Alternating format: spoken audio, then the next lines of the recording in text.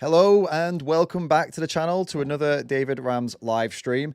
Today we're going to be asking, does any vegan face Piers Morgan and survive? With all the constant interruptions, the aggression, the attempts to wind you up, it's really hard to stay calm. It's a tough task. Well, today I'm here with Jamie Logan, who I'd say did in fact survive Piers Morgan, did stay calm and did get her points across. So Jamie, welcome to the channel. Thank you. Literally, I cannot believe it cut out. So much for having me. This is so exciting. We lost you. Thank you. We lost you literally for that entire segment. That is so funny. It was perfectly timed. It glitched out, but we got the audio. We just didn't get the video. Okay. Was my face like... Yeah, basically, yeah. It was amazing. Like at the moment where I introduced you, it cut you and just froze you up. Anyway, great start. So, all right. So you debated Piers Morgan on veganism just last week, right? Yes. Which was a big deal. Tell us, give us some perspective on that. How do you think it went? Give us a bit of info. Yeah, I mean, it was a really great opportunity to reach new audiences, and it kind of was very random, you guys. Like, I woke up one morning, I saw an email come in. It said Piers Morgan's Uncensored, and they were like, "Hi, Jamie, we'd love to invite you on the show." And at first I thought it was fake. Yeah. I was like, there's no way. Why? I was like, why me? First of all, I'm like, I'm a mess most of the time. I'm like, really? So I emailed back and I was like, can I have some more information? Like, I'd love to, hear a little bit more. And I was so nervous. And yeah, then I didn't hear back from them for 2 days. Right. And I figured, oh, okay, it's fine. I'm not going on. I managed to do a little bit of prep beforehand on the topic that they had given me. So I went to yoga class that Thursday morning. And then after the class, I get 2 emails from his producers being like, hey, yeah, we actually want you on the show. And guess what? We changed the topic. Oh, no. Yep. So we'll see you at 3:30. Right. And I'm like, oh God, I'm like, okay. Damn. Well, I mean, yeah. I guess so that's kind of how they operate though, isn't it? It's live TV, right? So they're fast, they move really quick and everything changes a lot, but not great for the guests for sure. Well, we're gonna get into now the arguments basically, because I know people, we're not going to show the video here. You can go watch the video separately. It's only 4 minutes long, so you can go watch it. You could watch it now if you wanted to, then jump back, but I'd recommend watching it after. But we are going to get into the arguments. And before we do that, before we give you a chance to have an open mic response to some of these arguments, I just want to explain the general, what we're going to do today overall, and so people can get excited. So we're going to do that. We're going to get into these arguments that Piers and this numpty that Piers brought on to argue with Jamie said.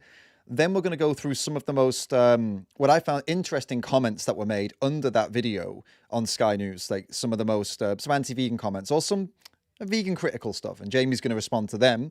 Then we're going to do just going to learn a bit more about Jamie and what she stands for and see if anything interesting comes up. Some typical anti-vegan stuff we're going to throw at Jamie, and see what's her take on these things. And a bit more personal stuff. And then towards the end, right at the end, we'll answer some of your questions. So if you've got questions for Jamie or me, you can use the pinned comment, the link there in the pinned comment to send them through, or super chat. That's the way you can guarantee that we'll get to them. Okay, guys? The usual, but we just have to run through it so everybody knows. Okay. Now, Jamie, are you ready to get into the Piers Morgan topics? I think so. Yes, let's do it. All right. So here's what happened. He interrupted you a lot. Let's be clear. You did a great job, but he interrupted you a lot. And he didn't give you a chance to, some of the arguments, he didn't give you a chance to answer at all. And then some of them, right? Yeah. And some of them, he let you start talking, then cut you up immediately, and then let this other numpty talk uninterrupted. Right. Well, yeah. And it was interesting because he kind of veered off from what the debate topic was. Right. So the debate topic, after they changed it on me, at first the debate topic was supposed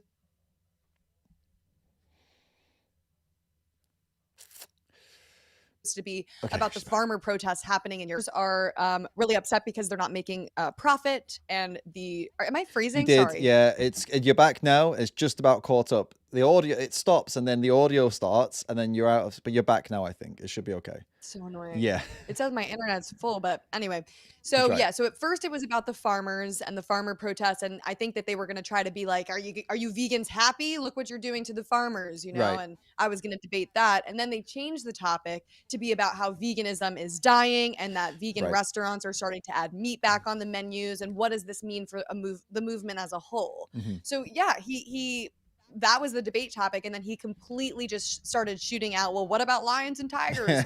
What about Right. the vegans look unhealthy? And I could only respond to so many things in there was a the lot 30 seconds going I on. had. There was a lot going on. Well, I've got the ones. Here's what I've got. Okay, so we'll go through them one by one, and you can have your chance, your moment to answer them, uninterrupted, or maybe not completely uninterrupted. We'll see how we go. Maybe I'll be the peers, the vegan peers here. All right, no. Animals eat each other, so obviously it must be good. This was his first point that he made, if I remember correctly. So now's your chance to actually fully answer that. Thank you. So yes, you're right. Some animals in the wild do eat each other. There are carnivores in the wild that do eat each other. However, wild animals also do a lot of other things, such as eat their young. They sometimes rape each other. Does that make it okay for us to do these things as well? My advice is not to model our behavior off of what wild animals do, because some wild animals sniff each other's butts. Do you do that, Piers? Yeah. Oh, you're addressing. I have to play Piers here. That seems unfair. But I did label myself that way actually as vegan Piers. So to be fair, I deserve that. Okay. But it feels horrible, to be honest with you. You got to answer the question. Yeah. Huh? Oh, do I need to? Jesus. Okay. No. What did he say? Actually, that's a good question. What would he say? He would probably say, he'd probably get offended that you just compared eating meat to rape. That's what he'd probably say. Like, how can you make that comparison? Yeah. Get very offended and upset about it. How would you reply to that then? That I'm now really offended that you just compared something completely natural and normal, eating meat, an animal product, something we've done for millions of years, something that makes us healthy and that we love and that's tasty, etc., etc. You just compared it to rape. What the hell's wrong with you? Well, I would just say, like, well, why are we comparing our actions to those of wild animals? That is what they do in the wild.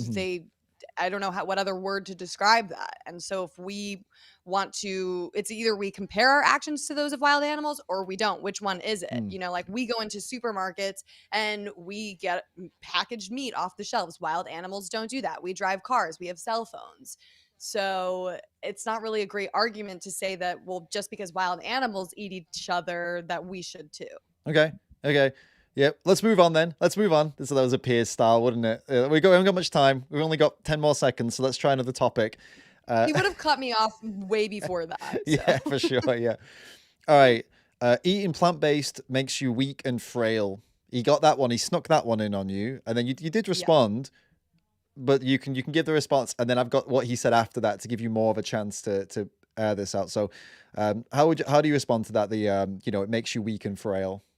Yeah, so I thought it was hilarious because Tomi Lahren, she was sitting there and she was like, vegans are frail, weak, and fragile. And then he was like, I've never seen a healthy looking vegan. And then I'm just sitting there and I'm like, hello? You know what's funny about that? When those in glass houses shouldn't throw stones, right? He sat there in 3 inches of makeup, which you can see clearly on his face, right? And he's double chinned. And I mean, look, as far as men of his age go, he is in the unhealthy category for men of his age, despite what he's eating and the way he's eating. So it's weird to me that he would talk about people looking unhealthy. I really don't get that. The audacity.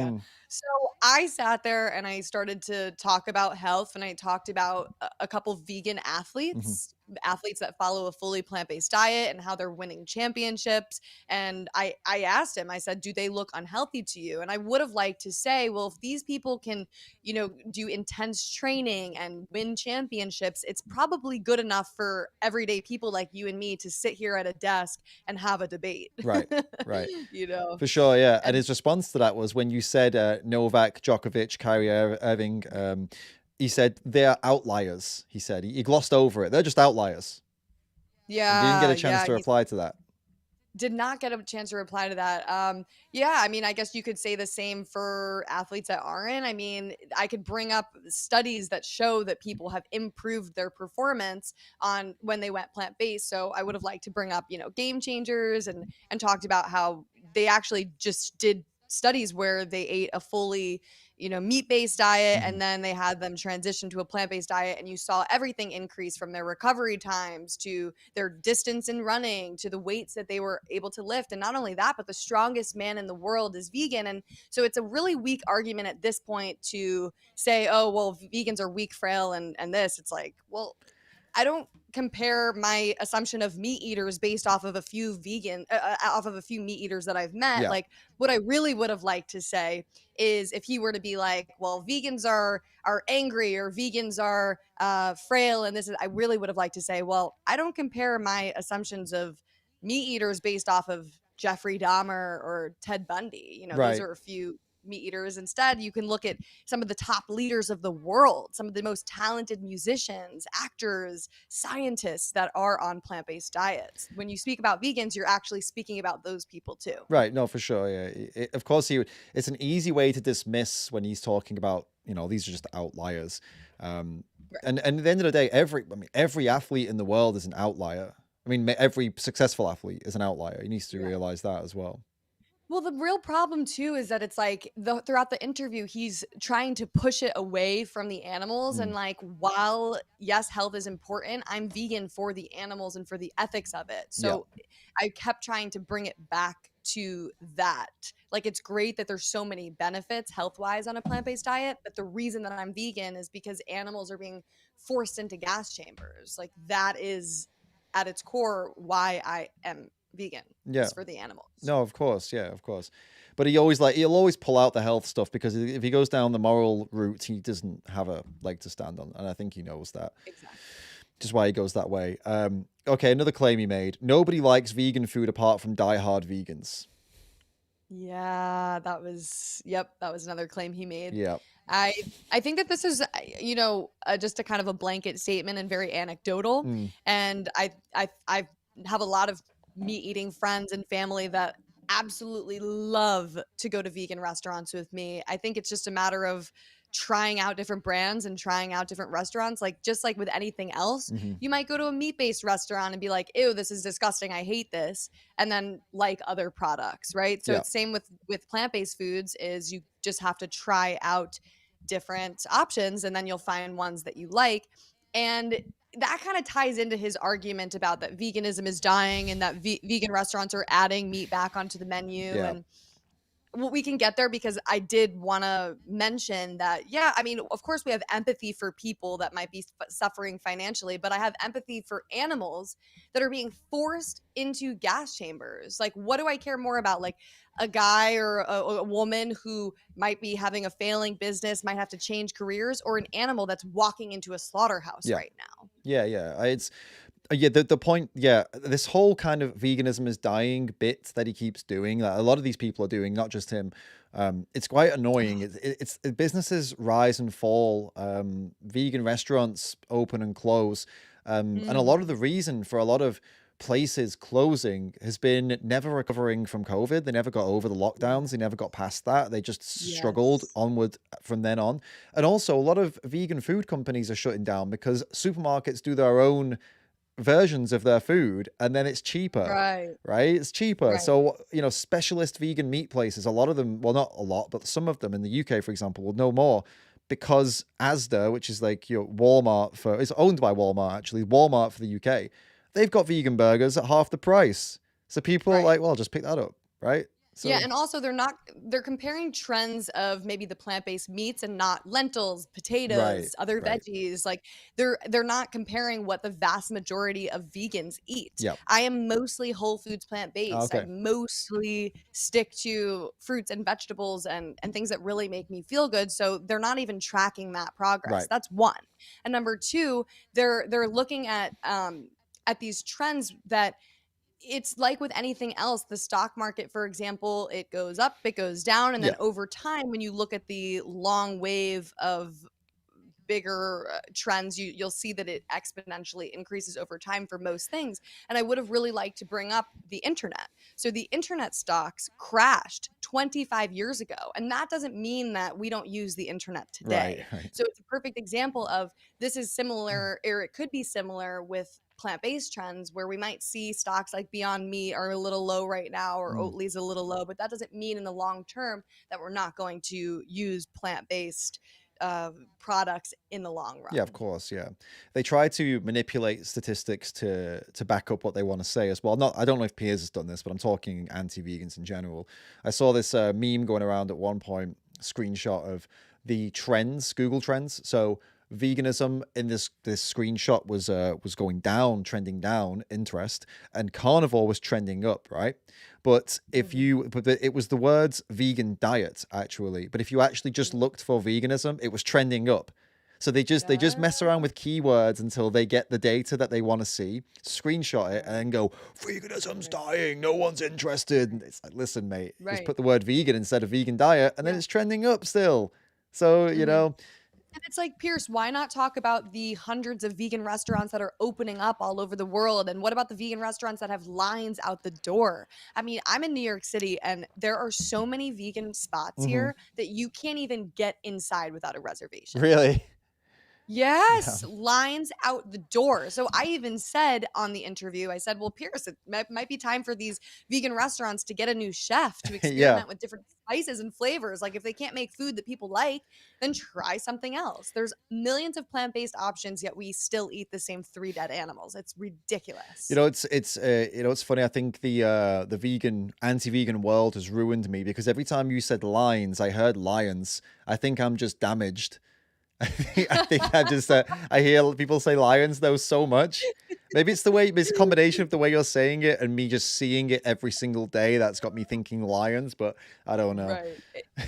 Or it's the same. You might mix up certain words with protein or desert Yeah, islands or sure. Yeah, yeah. It's getting that way. It's getting dangerous. I think it's time. I think that's a sign of an incoming burnout on my side. Maybe I need to take a break. Um, No, so, we need you. all right. There's a couple more points he made. We've got. Yeah. He said it doesn't taste as good. Remember, there's this vegan sausage roll, and it doesn't taste as good. You say it does, but it just doesn't. That was another thing he said to you. Yeah, I mean, again, it's an anecdotal experience. He could also just be saying that because it helps back up his own claims. I Mm. mean, listen, the plant-based products are not muscle, tissue, and flesh from animals. They're just not. However, I think we need to look at them by themselves instead of comparing them to all of the different options. Like, for example, if I were just to present somebody with a Beyond sausage and just be like, eat this on its own and tell me if you like it. Mm. How does it taste? I think most of them would say, yeah, it's pretty good, as opposed to being like, okay, how does this compare to the flesh, the sausage flesh? Yeah. And so if we start to just look at products on their own, I think it also goes back to years and years of social conditioning. Yeah. We've grown up, a lot of us have grown up eating the animal based product. And so we're used to it being that texture, those flavors, and whatnot. As opposed to if we had grown up on the plant based version, we would probably prefer that more as well. Yeah, yeah. You also got to trust that people are being charitable and honest, which when you tell somebody, hey, try this and compare it to the meat option, most people are already negative. They're already looking for any minor thing that they don't like about the plant-based option. So you've got to consider Yeah.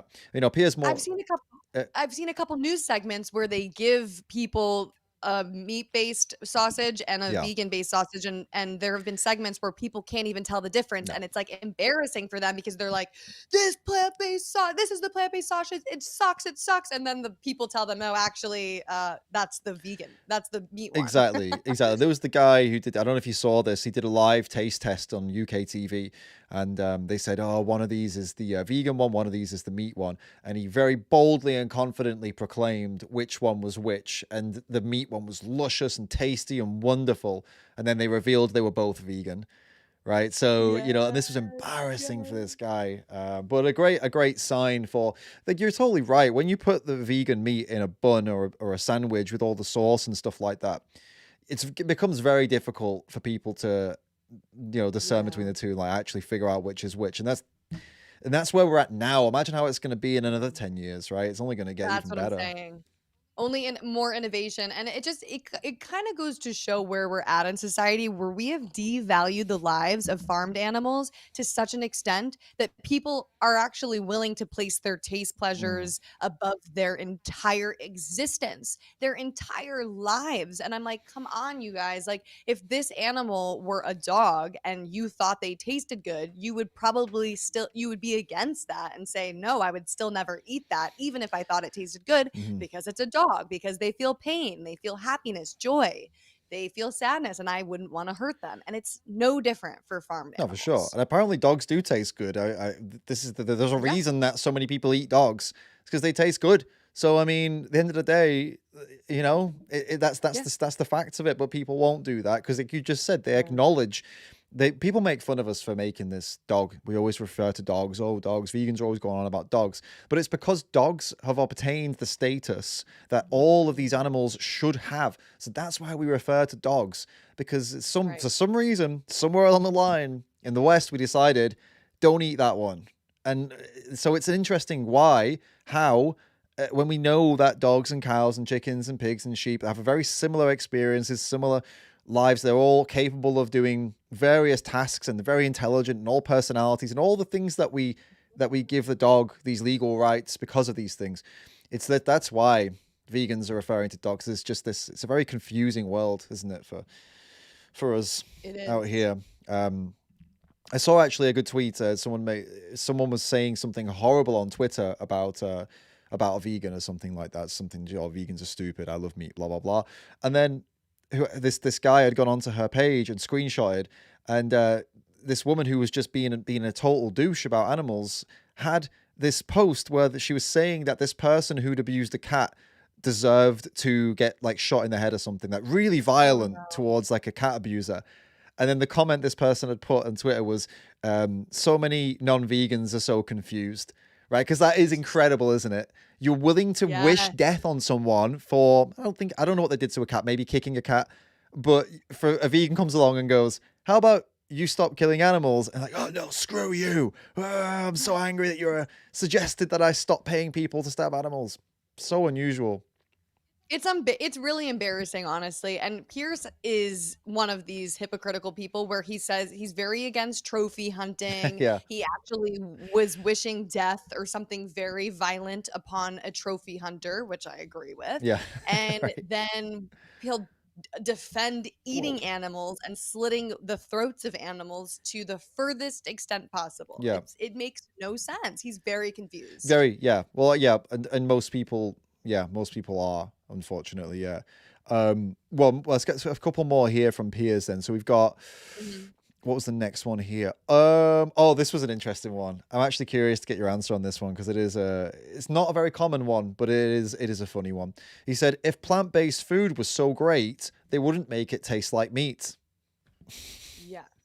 That's a very common argument that they have. And I think it just proves our point even more, is that I responded to this and I said, we vegans, we make our products taste and look like meat products, not because we didn't like the taste of the meat-based products, but because we didn't want to have it with the cruelty. So why not just continue eating like we always used to eat and take the suffering, the cruelty of animals out of it? And that is why our products look and taste like meat products, because we want to show people that you don't have to sacrifice anything when going plant-based. So it's an argument that it's like, which one is it, Pierce? Either it doesn't taste like meat products at all, or it looks and tastes exactly like it. It's like, make up your mind. Now you're just throwing out different excuses left and right. It's such you would never make this argument. Imagine if there was some makeup that you liked, or if it was Piers, for example, if it were, I don't know, something that he liked, right? We'll use makeup as an example for now. And you find out this makeup, the production of it directly involves just some horrible stuff happening to an animal. And then the company comes out and goes, hey, listen, you see that horrible thing we were doing to an animal for that product? We found an alternative to it. And it's pretty much the same. It's slightly a little bit different. It's a little bit different. It's 5 or 10% different, right? But it's not really noticeable. You'll get used to it, and the world will all keep turning. Everything's going to be okay. So we're going to switch to that. And it's like it appears in this logic would kick off. Why are you trying to make this non-animal abuse makeup just like the animal abuse one? Why don't you just go make an entirely new makeup? And it's like, well, people like this one. People like this one. They like the way this one is. So we're just going to try and do that without the animal abuse, you know? But then when it comes to food, all of a sudden, no, we can't do that with food. You know, he's against animal testing for makeup. Guaranteed he is, right? For sure. Right. But when it comes to food, no, we have to have the animal involved. The animals need to be in it, right? And one other thing, it's like the animal meat products don't actually look anything like the animal that it came from. They don't even call it what it is. Like bacon, right? What is bacon? It's a slab of flesh. Call it for what it is. You know, and they use all these other terms. Steaks. What is it? It's the body part of a tortured animal. Like, you guys want to start having more transparency in the names, then go for it. Yeah. You know, and just because vegans will use the same names like vegan steak or butter, the only reason we're using the same names is because we want to describe to people so that they know what they're going to buy. Right, exactly. It's logical. It's complete. You know, the thing is, you put any amount of minutes into actually thinking about why this may be, why do vegans call it, and you come to these conclusions pretty damn quickly. Now, like, general public, I don't really judge them too harshly for not getting this, because maybe they've never thought about it. But Piers, I mean, he's been thinking about this for a long time, years now, because he knows vegans and he's talking about veganism. So when someone like him does it, you're just like, mate, and you're supposed to be educated. He's supposed to be sitting in a position of authority as well, right? As a journalist. So you really expect he would have done his homework and not said these silly things, but he says them over and over, you know? Yeah, and if he had done his homework, he wouldn't keep asking vegans that come on his show about almonds and bees and avocados. Yeah. I was so prepared for that, and I'm kind of sad that he didn't. All right, we can do it. We can do it. I'm curious. All right, listen. Okay, we'll do it Piers style. All right, then. Jamie, do you eat almonds? That is a great Do you eat question. almonds? Jamie, do you eat almonds? Yes or no? Thank you for asking. I do, You do, okay. because Great, okay. Wait, no, sorry. So like you to just stop start there. with Can I the stop you there, please? greatest- Jamie, stop you there. Avocados. Do you eat avocados? I do, yes. You eat avocados, Piers. you eat almonds. Do you know how many bees are killed in the production of almonds and avocados? Do you know how many trucks it takes to truck these around? And you have the gall to sit here in front of me and tell me that I'm killing animals. What about the bees? Do you think about the bees, Jamie? What about the bees? Well, because I think we need to start where the greatest harm is happening, and the greatest harm The is bees? happening You don't care about the in bees? You don't care about the little guy? They're getting harmed? Well, if you care so much about the bees, why don't you care about cows, chickens, turkeys? I'm not and telling you to fish? change your life. You're telling me to change my life. You've come here, sat in front of me, and told me I'm an animal killer when you're an animal killer. You're a hypocrite. The data that I've seen is that the most amount of bees are killed from the mites and pesticides that are sprayed on the crops, not actually from almond and avocado farming. So if you show me the data, I'll look it over. The difference here is that I'm willing to look at data and science and change my actions, whereas you just sit here and come up with excuses as to every reason why you shouldn't change. Listen, these bees wouldn't be being killed by mites and pesticides if people like you weren't paying for them to be in those situations. This is your fault. The 1% of vegans are not the problem, and vegans are not the only ones to eat almonds and avocados. There's a lot more meat eaters out there that eat almonds and avocados. So what you're basically telling me is it's not your problem. Bees are not your problem.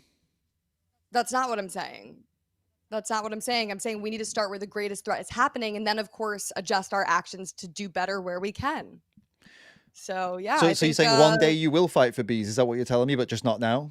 Maybe. Yeah, maybe. Yeah. If I find data and science to actually show me that vegans are the problem for the bees, then yes, maybe I'll look into it. But honestly, I don't eat almonds and avocados every single day, and I don't eat them 3 times a day like most people eat meat and dairy. Well, I don't eat meat 3 times, 4 times a day. I don't eat meat every day, to be totally honest with you. So I guess we're on the same page there. I'm basically you, right? No, we're not on the same page. We're not on the same page, because when you actually look at the graphs and you look at the amount of water, land, and resources that it takes just to produce milk, cheese, meat, it is still way, way, way, way worse than Water, what's land, and happening with resources. farming Listen, monoculture. look, if we're going to go down this climate change route, listen, I'm not convinced that humans are causing the weather to change. You're not going to get me there, okay? We're talking about animals' lives and deaths. At the end of the day, you're as responsible for animal deaths as I am. So why am I? You're a hypocrite. Why should I have to listen to you telling me not to eat meat? Wait, I'm not responsible for anywhere near the amount of deaths that you are responsible for. Veganism is not about living a perfect life. We can't, right? Because we exist, we live. I might be stepping on microorganisms. However, it's about reducing suffering where possible. It's about reducing suffering to as far as is practically possible. So that's what we try to do as vegans. No way, shape, or form did I say I was perfect. And I'm sure there's things that you're doing better than I am. But the difference is that I'm willing to change and learn. Well, you're not willing to change. I just told you what happens to the bees for almonds and avocados. You told me that it's not a vegan problem. So clearly you're not But willing to you're change. telling me this and you're not showing me any science, facts, or data. So the facts and science and data that I've seen doesn't show it being a problem. Well, I mean, I've had farmers on my channel, on my show. I've had farmers on the show. Farmers telling me there's quadrillions, they say, quadrillions of insects, including bees, killed per year for vegan crops, vegan No. avocados, vegan almonds.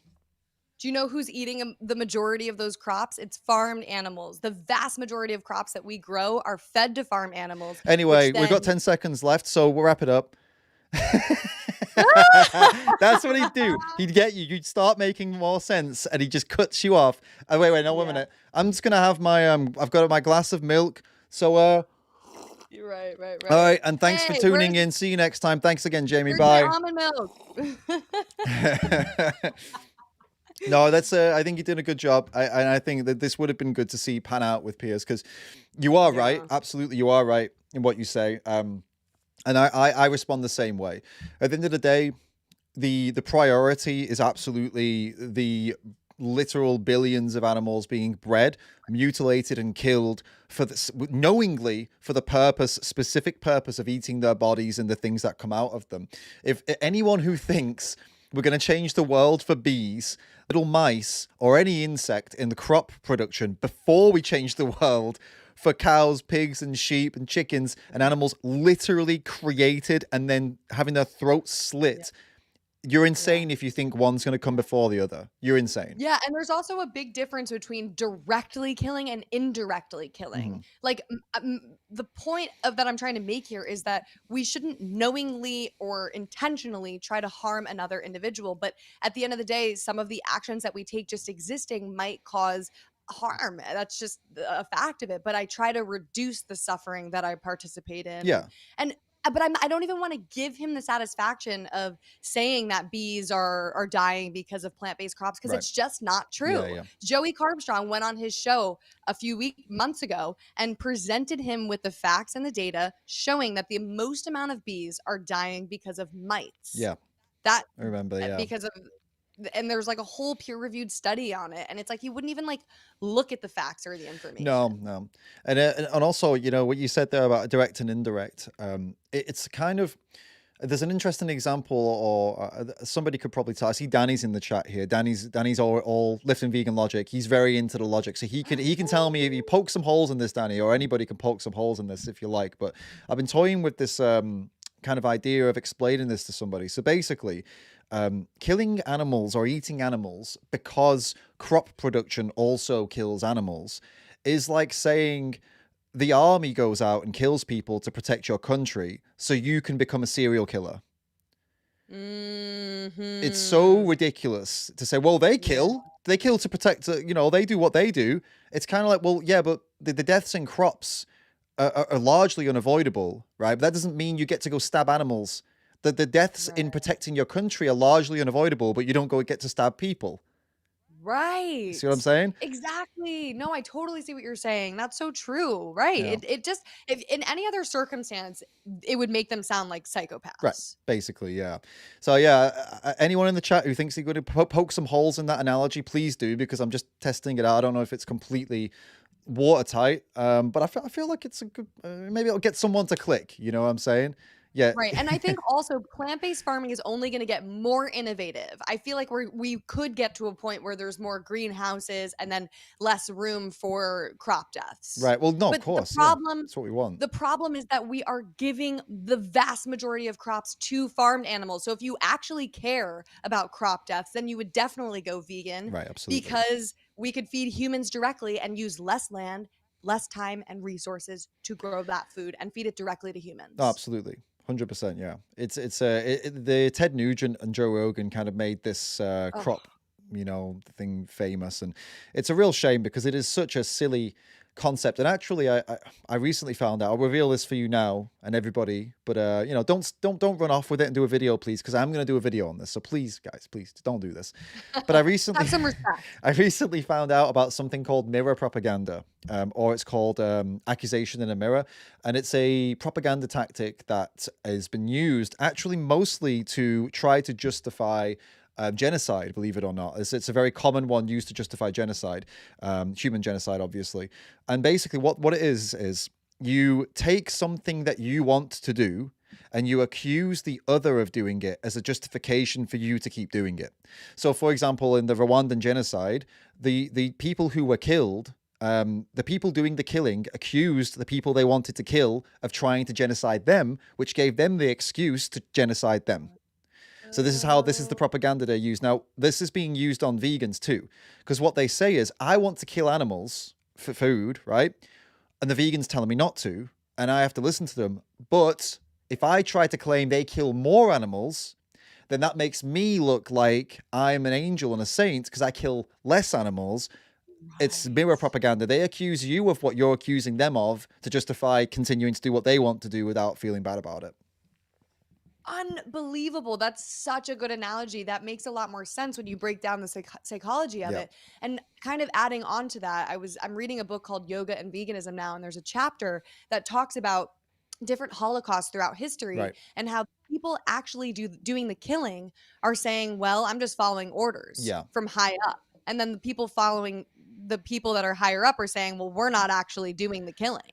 Right. And so it's this like disconnect. So when you look at the meat industry, it's like the consumer, the person buying the meat products are like, well, I'm not doing the killing. And then the slaughterhouse workers are like, well, I have a job, but I'm being told what to do. So it's like we're each of us are removed from the process. And Yes. if you actually go into a slaughterhouse, you can see that there's different steps along the way. There's people that do the live hanging. Yeah. There's people that actually work on the kill floor. But by the time the animal reaches them, they're so disconnected from it because it's like each person has it's part of a Supply chain, chain. like Yeah. Exactly. Yeah. exactly. It's So it's like horrible. nobody fully can say, well, I take the responsibility of it, right? No, 100%. Yeah, and I've seen exactly that is absolutely the way it pans out. It's everyone doing their individual job very mindlessly. There's not really, it's just Right. very manual labor. There's not really any kind of, yeah, and they have to do one specific thing and then move on, or that the Yeah. animal moves on. And you're totally right. It does help them. I never thought about it that way. It does help them to rid the guilt because I just do the whatever. I just do the stunning. I just do the Mhm. the slice. I just do the Mhm. the burning. I just do the. No one does the whole process, and no one has to feel bad about it, right? Or it's Right. kind And of the nobody is logic. able they're not able to connect with the individual, with the animal, because there's so many of them going by that they never have a chance to directly Absolutely, look yeah. them in the eye and be like, wait, you might have had a name. You Right. have emotions and feelings and you're scared, you Well, they know? can't let them connect. They've got to do everything they possibly No. can to so that these people don't connect. Because if they do connect, then they won't be able to do the job. People quit this job on day one. Many people quit this job on day one because they just can't get past the barrier of this is a living, breathing Mm. animal. And they just it shocks them to their core. There are people who've worked in these places for a day and they have nightmares years later about it just from one day of doing it. So I can't imagine what it does to people who do it for years, My God. crazy. And this is a good segue onto another thing that Piers Morgan did say. We should go, or it might have been the the other guest. We should go back to humane farming and not factory farming. That Mm. was one of the things they both agreed on. Mhm. Yeah. I really wish I could have gotten to address this longer because if they truly do agree on that point, then they would agree that people should stop eating meat because over 90% of meat comes from factory farms. It's up to 99% here in the Right. US. So it's impossible for a whole world of meat eaters to survive or sustain themselves on grass fed or free range animals. But what I did say in the interview was that vegans are not against farmers. You know, maybe Tommy Lahren and her family name their cows. Maybe they brush them 100 times. I don't know. I'm not doubting that they care about the animals. However, what we are against is no matter whether they're factory farmed or free range or whatever, that they ultimately inevitably end up at the slaughterhouse. And that is where vegans have a problem, where they end up in the slaughterhouse and their throats are slit and they fight for their lives. And I ended up saying, you know, veganism is about having compassion and showing empathy and not wanting to harm others where we don't have to. Absolutely. This idea of humane farming, I understand why people go for it. I get that they think they're doing it out of kindness of their heart. They think they've nailed something here. Like, oh, you know, I think we can make it better for these animals. And don't get me wrong, you can make it better for these animals. The animals, cows out in a field, having the blast. I mean, I've hung out with many cows in fields, in farmers' fields. They have the best time. They run around with you. They come over and lick you. They are very, very happy in those moments. There's no doubt about it. But it's not those moments that we're bothered about. It's how they came to be, first of all, right? The fact that they were even forced, someone somewhere, their mother was forced to become pregnant, right? And it's the fact of what is going to happen to them. Occasionally what has already happened to them, like when they were younger, they get dehorned, for example, which is just horrific. They take they either cut them off with like some kind of big pliers, or they burn them off with this sear. So they'll do that, like a searing kind of hot metal thing, and burn the horns so they don't grow, which with no anesthesia, they just do it, and they claim it doesn't hurt them, which is hilarious. And yeah, of course it hurts them, right? You know, and then what's like you said, they're all going to end their lives in a slaughterhouse. So no matter how well they're treated before that, it's irrelevant. We don't want them to have, we don't want them to be shot in the head and have their throat slit, right? Right. That's the bottom I mean, line. one could argue, right. And one could argue that these farm animals that might have experienced freedom and grass under their feet and sun on their face, that they value their lives even more than the animals that have been kept in factory farms their whole lives. Yeah. These animals have been shown love from their caretakers, and then their caretakers betray them and put them on a truck and send them to the slaughterhouse. Yeah. I mean, that is the ultimate act of betrayal, No, if you ask me. 100%, 100%. It's I've had this discussion with some Muslims as well, where they claim that the animals are quite calm and give their neck. They actually, the goats put their neck out, the cows put their neck out to be slaughtered. And they said, the guy claimed he'd seen it with his own eyes, right? And I said, well, have you ever considered the idea that maybe they're letting all of this happen because they trust the person doing it? And then, maybe it's just that's it. It's either one of two things: either trust or just giving up. It's one of the two, right? Either way, it's not good, is it? And he had nothing to say to it because he knows it's right. Either they've given up or they trust you. It's disgusting either way what you're doing to an animal in that scenario. It's really interesting too how Tommy Lahren, she says, well, I'm super against factory farming. And then in the beginning of the segment, she was saying that all the meat in the grocery store people are buying, which is factory farmed, which are totally factory farm. And it's like, which one is it, Tommy? You're against meat and factory farming, or you're for it and you want people to keep buying it in the grocery store? Yes. And then the final thing Piers closed on with you, didn't let you respond to, which was annoying.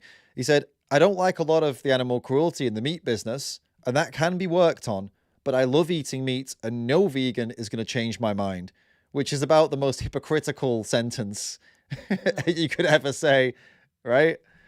Yeah, so I think that's an argument that meat eaters will use, that of course it's like, well, what can we say back to that? And what I would have liked to say back to that is, maybe you're not ready to change yet, Pearson. It's okay, because at a time I wasn't either. However, your listeners, I'm thankful that you were able to have me on this show, because some of your listeners, because of this segment, might rethink some of their choices.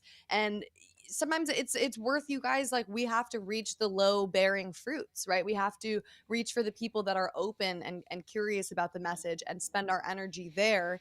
But Pierce, he definitely has a lot of vegans on his show, so there's some curiosity there, absolutely. And ultimately, we can't force feed people, although I wish we could. Hmm. I would love to do that. We can't force feed them. So if we just continue to provide people with the information, to lead by example, I'm hopeful that we can get a good chunk of people to change. Well, going on shows like Piers Morgan, despite him disagreeing with you, is like you said, it is obviously still very positive. As long as you do well, which you did do well, obviously. And I say, you know, we said earlier on that not many vegans come out of it looking completely favorable.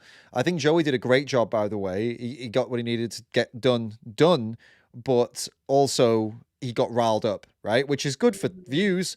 But I don't know. It's weird. There's a balance. I think Joey did a pretty good job with the balance. But the point is, Piers usually gets the guests riled up, and I think it's good. It's good to have it go your way as well. You know, Well, for different reasons. just for the optics of it, you know, I figured if I stand there and start being very argumentative and interrupt them, people are going to remember how I said things as opposed to what I was saying. Yeah. So I just kept reminding myself, you know, a lot of what he does, I feel is just to get views. Yeah. And so I don't believe he's actually that bad. I think he just tries to get you amped up. And I just was reminding myself, you know, I'm just going to say the points that I want to say, make sure I get this across. And the whole entire time, I really just kept the animals in mind. I was like, I'm doing this for them. I can't F this up, you know? And so I had my points that I knew what I wanted to get across prepared. Yeah. My boyfriend actually, for like the day before, we weren't sure if I was going to go on the show or not, but he goes, I'm just going to pretend to be Pierce. And he did a bunch of mock interviews with me. Smart. And he was like way worse than Pierce actually was. Right. So I was like, all right, I got this. Smart. This is easy. You know, a good message for vegans there. There's a good message for vegans in what you just said, in that if someone does approach you in the street when you're doing activism, right, and they've got a camera on you and they're being really, really mean, it's important to remember that the most likely the reason they're doing that is for the video, like Piers does. And you could even try, like, which happened to me. I had someone shouting that vegan parents kill their children, vegan parents starve their children. And I confronted him, and then he was like, 1 minute, let me put the camera down for a minute because I need to do something on the camera. And in the moment where he was fixing the camera, he was so chill, and we had a good, like, we were laughing and joking. Like, I immediately recognized you're doing this for YouTube and I can handle this. And I think it's an important lesson for vegans to remember this. And even potentially you could even ask the person, hey, could you put the camera down just for 1 second? Can I just ask you something? Is this a show? If it is, I can play, right? We can play along. I can give you the best reaction ever. And I can try and make the video go viral because it helps you and them. Usually just trolls, you know, just trying to get views. So be careful though, because they can and will cut you up. Oh yeah. And so if you're able to just remain kind, and you know, as vegans, we are kind, we are compassionate, and we need to extend that to humans as well. And I constantly have to remind myself that. Yeah. But the goal here was not necessarily to make Piers Morgan go vegan on the spot, although that would have been epic. Imagine. The goal was to get the information across to his millions of viewers. And it was scary, but we have to step outside our comfort zone. And I'm ultimately glad that I did it. Yeah, yeah. And one other thing that I wanted to mention, he kind of cut me off before you could hear like the sentence that I said, but they were bringing up these facts and points just based on their own opinions. So Tommy Lahren and Pierce, they were saying, well, you know, we about the health stuff. They were like, well, vegans are frail and vegans are weak. And I'm like, well, who do we want to listen to? Tommy Lahren or top scientists and doctors at Oxford University? Yeah. Harvard University. Yeah, that was a good burn. It wasn't mean, but it was a nice, gentle burn, I think, for sure. Why should we be listening to the cattle farmers, the people that are profiting off the very industry, as opposed to like actual peer-reviewed science and data? No, for sure. For sure. You know, recently, I think, I'm not going to say his name because I don't want him to get any clout, but there's a famous carnivore anti-vegan guy who went on record and said, I think that we need to put less focus on studies and data, and we need to listen to anecdotes more. And he said that very seriously, very seriously. He said, documented anecdotes are just as powerful, if not more powerful than you know, studies, like proper studies. Yeah. This is where they've got to now, because the data really isn't helping them at this point. So now they're like, oh, well, I mean, it doesn't matter. It's just numbers. I mean, how you feel is what's important, right? Yeah, nice. So unbelievable. Yeah, that's what they have to resort to. So. Exactly. Let's get to some of these comments, and there is actually a comment here that we'll start with, actually a comment on this stream because it's funny. I'll just quickly put this on the screen. Someone said, I've got to come clean, I think. Let's do it. Has David mentioned yet that he doesn't like Jamie's clips because they're too American? Listen. I don't know if you heard that. I don't know if you heard that. I'm leaving now. So, how dare you? I'm putting it up because I don't want to hide. I don't want to hide away from it. So basically, I don't know if you saw, but in the award ceremony, I mentioned that I've not seen much of your content. I see your clips on Instagram, but it's I know I'm not the target audience for it, right? And I know that for sure. And I see you're successful, but for me, it was too American. It was just like, it's like an assault on the senses. And I'm like, you know what? It works though, which is why you won the award, right? Because I'm like, I am not the audience. It's a much younger audience that you're going for. I can see that. And they love that shit, right? So, well. Totally. I get it. Trust me. I don't even watch a lot of my own stuff back. It's a lot. And also dealing with all the other Americans on the street. Listen, I'm a New Yorker. I'm a little raw and raunchy. I'm a little out there. But listen, some people like it. Oh. Yeah, they do. Clearly, it's working really well. Which is why you got the Up and Comer award, because I can see big things happening for you for sure. They already are. I mean, you got on Piers Morgan already, so geez. So nice. And also working with Peter as well. The two huge opportunities just in the last couple of months. Brilliant. Definitely, guys, check out Just So You Know podcast. It's a new PETA podcast, and we talk about the history of certain topics pertaining to animals and animal testing, bullfighting. We just did one on sex, which is coming out in a few weeks. Right. And it's about how vegans improve their sex lives. Okay, cool. That'll definitely get people clicking, I'm sure. Let's do some of these comments from Piers' video then. They're going to get a little bit tricky, I think. Or this one's not very nice. I wanted to start with this one because it's funny, though. Everything about that girl says vegan, skinny, hyper, probably woke. Have you seen my muscles? Are you kidding me? You're going to need to lift it up a little bit, up above. There you go. Oh, yeah, massive, huge biceps, yeah. But it's kind of like a compliment. Skinny and hyper, I mean, energetic and slim, basically, right? It's not an insult. You froze up, by the way, so I don't know if you can still see me, but I'm sure you'll pop back in a minute. At least it didn't freeze for a long time. We had pretty consistently, didn't we? It was going really good, but now we've this one looks like a big freeze. Oh, she's completely gone. I think her internet cut out. So guys, I will, rather than leaving her there looking like that, I will jump just to me, and we'll just, when she comes back in, I'll put her back on. But yeah, she'll be back soon, I'm sure. We'll figure it out. But in the meantime, I'll talk to you guys for a little bit. It's gotten warm in here. Oh, I put the heat on in here because it was so cold earlier. Guys, how you all doing? Give me some broccolis in the chat if you're having a nice time, if you're enjoying the stream so far, which it seems like a lot of you are. And don't go anywhere because we will be back. It's going to be okay. Whatever has gone wrong over there will be fixed, and we'll get Jamie back in, and we'll do some more of these silly comments. So I see lots of broccolis. Thank you guys, legends. And while we're waiting, I saw a couple of super chats. Thank you, Veghead, for the super chat. Thank you, Dominic, who said, wait, I thought vegans could not eat dairy. She said she went to yogurt class. Yeah, I think it was yoga. Good one. I think you got that. And then another one from Dominic. Nicolas Cage, not the bees, not the bees. Nice one, Dominic. Legend. Okay, Jamie's back. I'll pull her back in again. Here we go. Welcome back. Hi. Sorry about that. Don't worry. The bees were calling. Yeah, I thought it was that comment. I guess that comment just really just hit you where it hurts, And I can't believe people think I'm skinny. How dare they? That's so mean. It's a funny one though, because it's like, again, it's pretty much a compliment that's been framed as an insult. But so we know you're vegan, we know you're skinny, we know you're hyper. Are you woke? I mean, if woke means having compassion and showing benevolence to others and animals, then yes, I guess. In that sense, okay. in that sense. I don't think I stand to like. There's certain things that I might be more woke about Okay. and less woke. I don't know. I Okay, just like animals.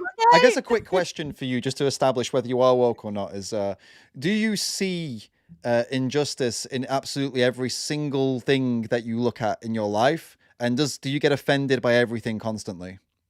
No. Okay, well then you're not woke. You're just smart. Okay. You're just a smart, empathetic person. Woke has become a pejorative. It's become an insult, and that's what it means basically. It's just people who get just offended by everything. That's kind of what it No, the means. worst is like the people that care so much about the environment and they're so woke about this, Yeah. and then they can't give up eating animals. And I'm like, you seem Yeah, confused. yeah, basically, yeah, that kind of thing. Yeah, you usually find the people that are the most offended and the most angry about stuff. They usually, I mean, angry. I mean, irrationally angry. They tend to be really hypocritical and get very offended when you point that out. Which is this is also kind of something that comes along with the woke, which is, you know, I don't know, that word is so done to death at this point. I don't know. I feel we need to get a new word of it to describe it. You know, I think. All right, next one we've got someone saying, just to be clear, are vegans aware that plants are living things too, right? Or it appears plant lives don't matter to vegans. Oh, I love this one. Does he have like a little baby broccoli that he kisses and sings to when he goes to sleep? Probably. I mean, yeah, I guess so. This guy is a real PLM activist, it seems. Yeah. Oh, it seems so. Well, I mean, my first answer to that is that plants don't feel pain because they don't have a central nervous system. And that's science. And that's just how it goes. They don't scream when their heads are chopped off. And if you really can't see the difference between an animal inside of a slaughterhouse that is sentient, that is conscious, that clearly has a central nervous system, and a piece of broccoli, then you need to get seriously psychiatric help, honestly. Yeah. I don't know what else to say. And then the Okay. second thing is that if you really care about plants to such an extent, you should definitely stop eating animals because the vast majority of plant crops are fed to the 80 billion farm animals that we breed into existence to kill. So you could reduce plant casualties by going vegan. Absolutely. Absolutely. The one I'll give you this. I put it this way to Jack the other day, and he said he really liked it. So maybe you'll like it as well, and you can steal this if you want.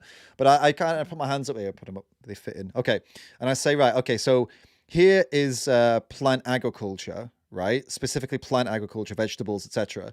And this is the level of, let's say, plants and animals and insects, etc., etc., etc.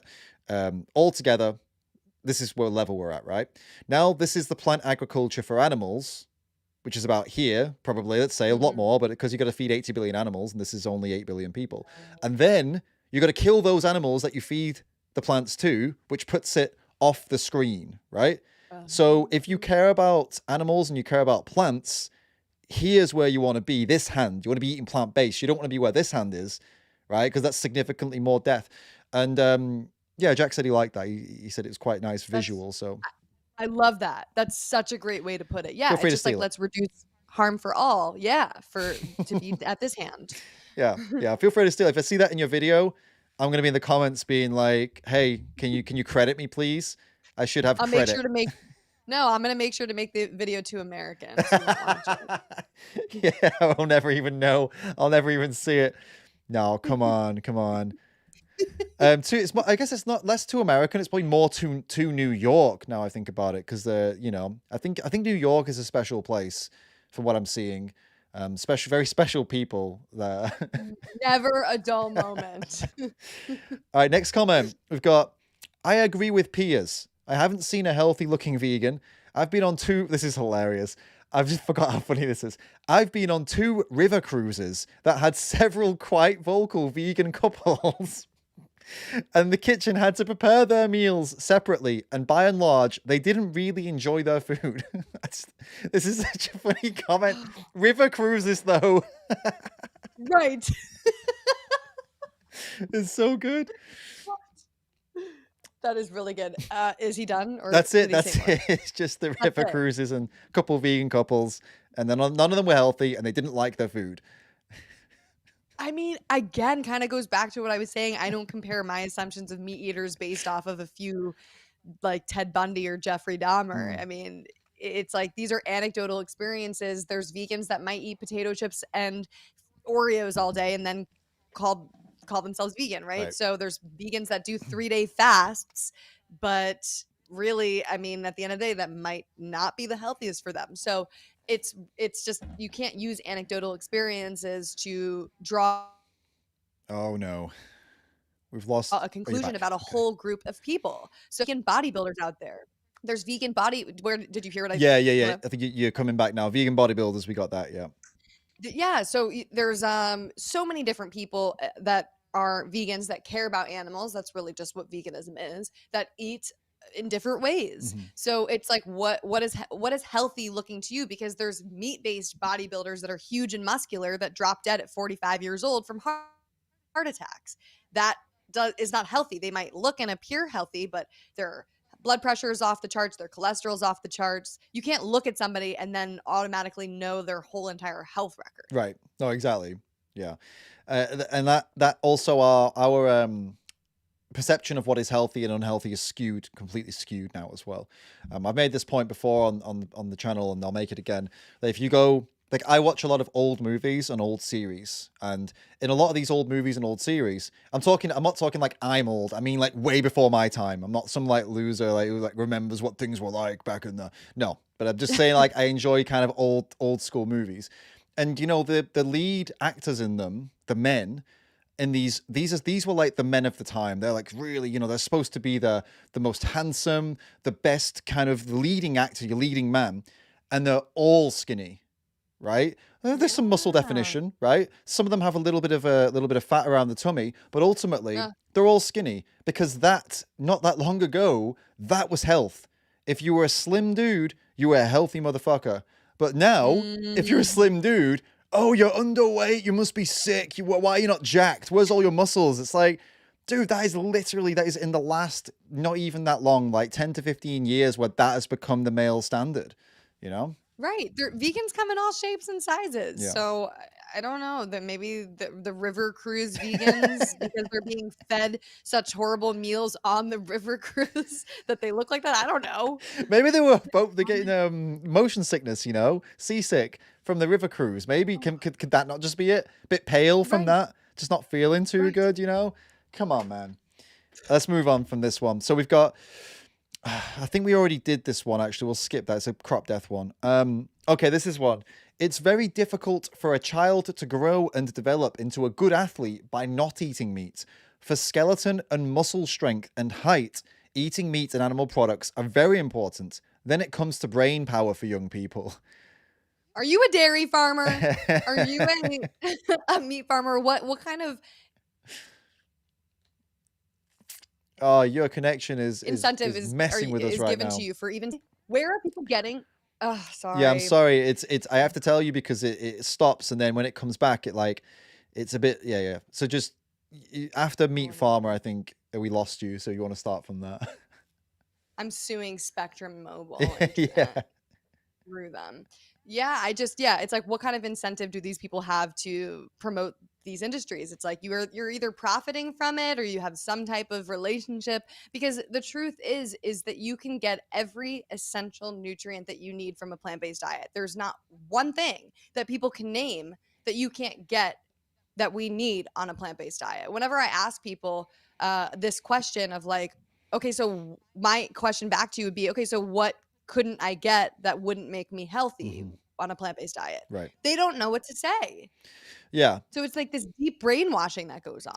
Yeah, or at least by a non-animal based source, which is the point, right? Like, for Yeah. example, like with B12, it's not like you can really, you know, get substantial amounts of it from a plant-based diet, but you can get it from a non-animal based source, and that's what's important.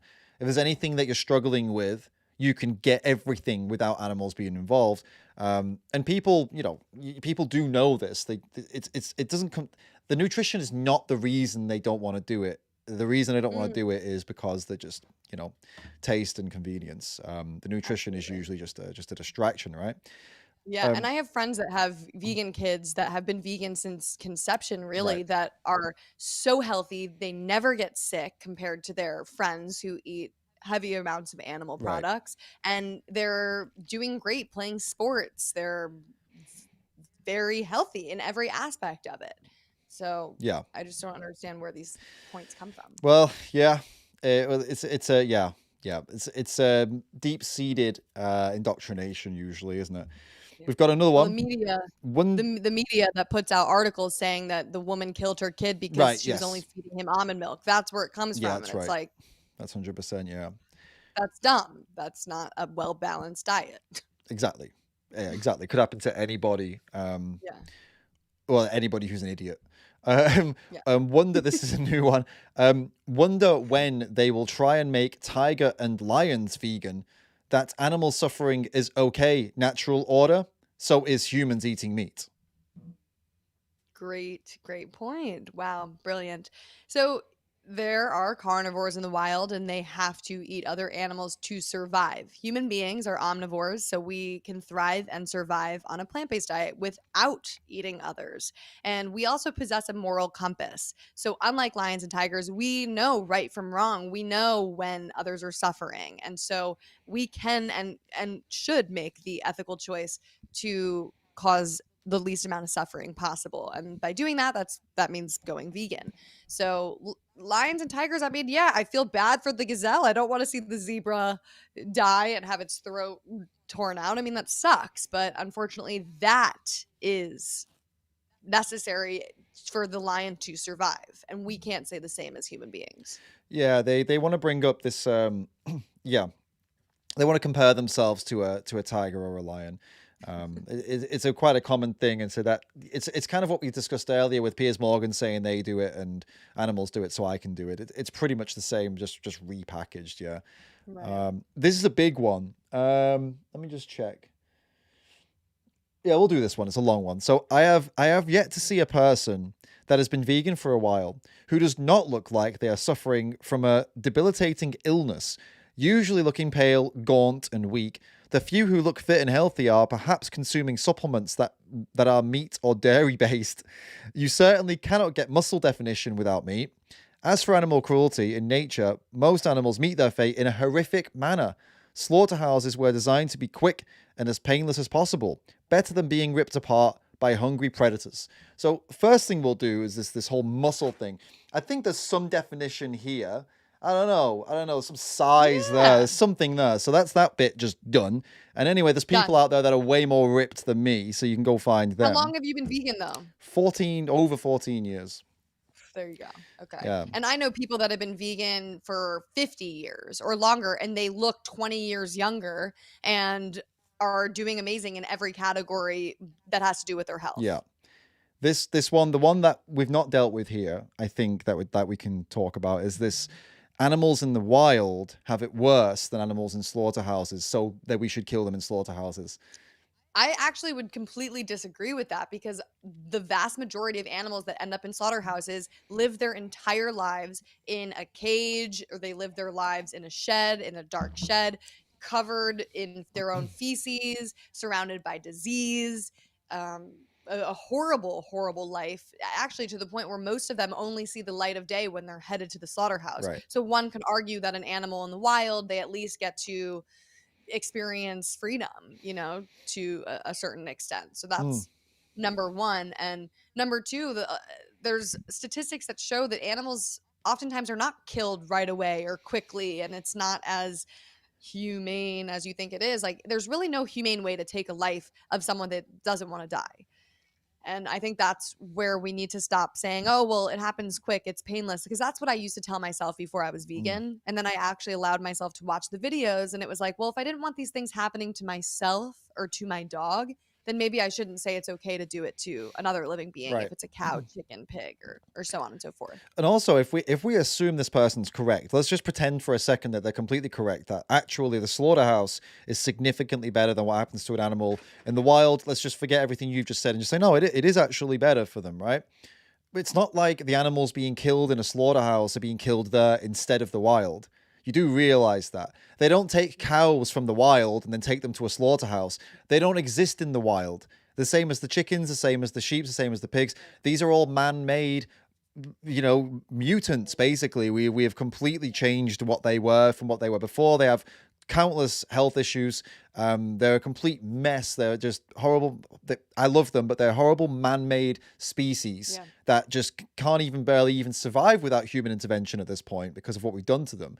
Though the ones that are being killed in slaughterhouses, the live animals, just they live there in the wild. There's no interaction between farming and wild animals in that context, so it doesn't make sense. No. Even if they were correct, you know.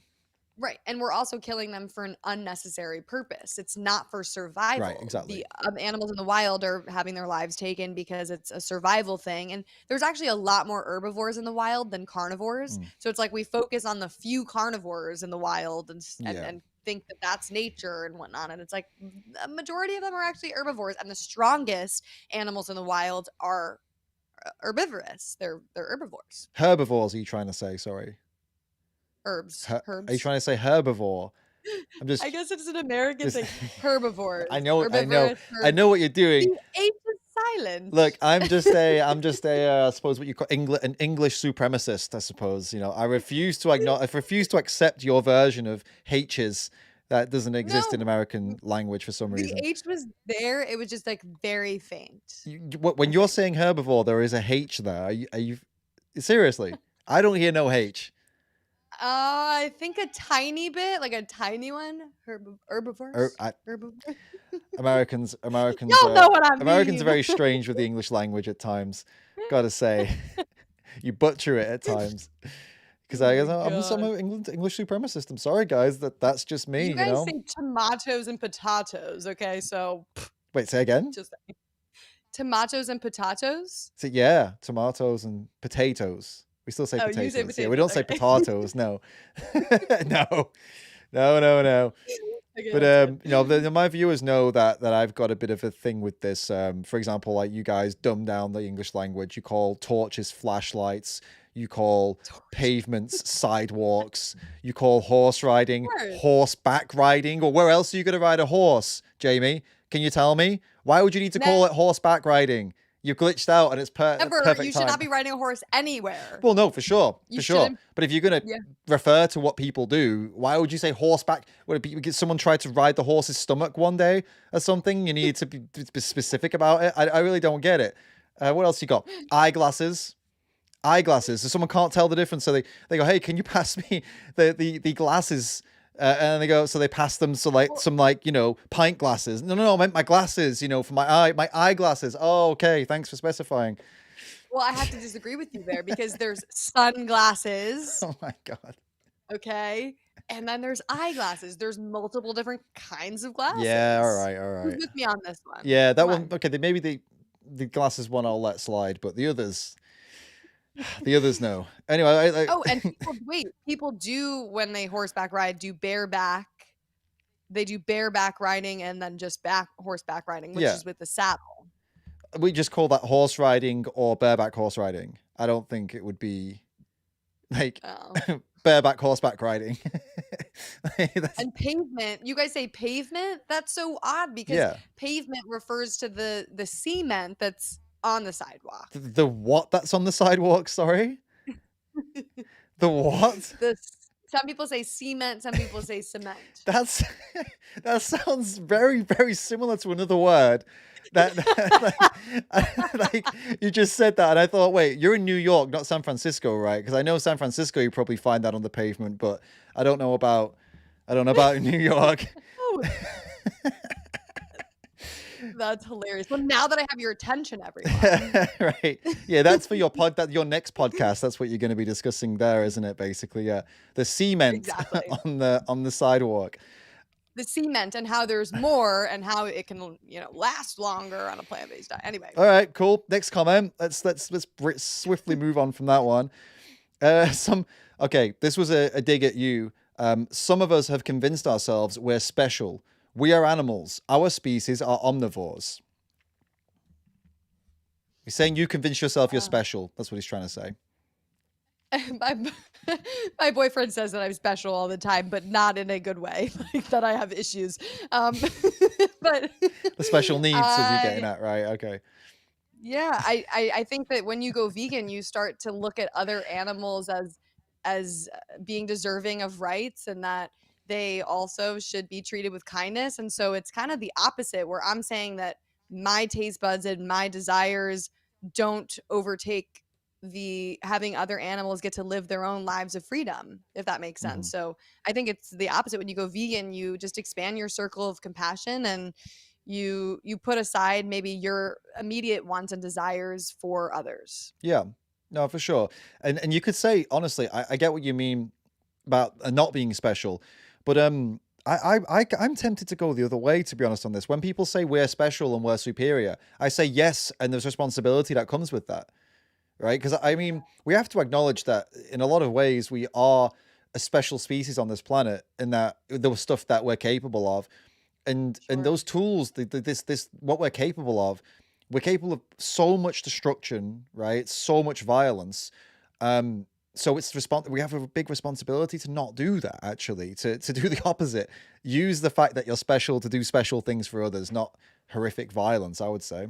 Yeah. Oh, I think that's a really great answer. And also, people will say vegans think they're better than everybody else, and it's like, well, in the We are, category of so. food, when it comes to reducing suffering, I guess I am better. But there's probably things that they do that are better than me. Oh, in I other mean, ways, yeah.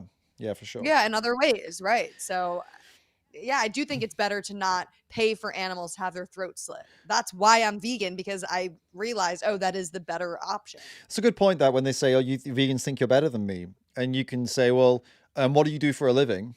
Right? Oh, I don't know. What do they do? They do some kind of, I don't know. Let's say they're a marketing professional. Okay, I don't do marketing. I don't know anything about it. Would you say you're better than me at marketing? Yes. Okay, then I'm better than you in this specific thing. So Right, it's like, yeah, we're both right. You're right. I do think I'm better than you on this thing specifically. Yes, but you think you're better than me right. on marketing. So how are you any different? So it's fine. Yeah, Exactly. it's a good point. I Exactly. like that. Okay. Ooh. Okay. Here's a big comment. It's in capital letters at the beginning. Almost the last thing in the world that I want to eat is vegan stuff. I'm as near to carnivorous as makes no difference, and I'm very happy. If, and it is a very big if, eating what I eat rather than vegan crap means a loss of 5 or even 10 years of the rest of my life, that's a trade I'm happy to make. Keep your plant diet. Oh, and by the way, imagine how much better Djokovic might be if he ate proper food. That is a mouthful, that, isn't it? Oh no, you froze up again. I was going to make a joke about the cement and the mouthful, He's but the okay, no, you're best. back. There you go. I'm like, I was just saying, what? I'm like, Djokovic is the best tennis player in the entire world. So that's number one. Let's just get that out of the way. And many other athletes have only improved their stats by going on a plant-based diet. Mhm. That's number one. Number two is that I don't even know where I want to start with this crazy person. Yeah. What was the first part of his argument? Oh, just okay. The if that was it. If he lost 5 or 10 years of his life eating the way he's eating, he's happy to Right. make that trade. Right. And that We lost you again. Just perfect timing again. we don't care about. What he's failing to recognize is that it's not about him, it's about the billions of animals that are having their lives taken. So he's not recognizing that this is a decision or a choice that he's making that impacts others. So just because you might lose 5 to 15 years of your life, well, one could argue that that is well deserved, but you're causing other animals to have their lives quite literally taken from them in the billions. So that's just uncalled for to begin with.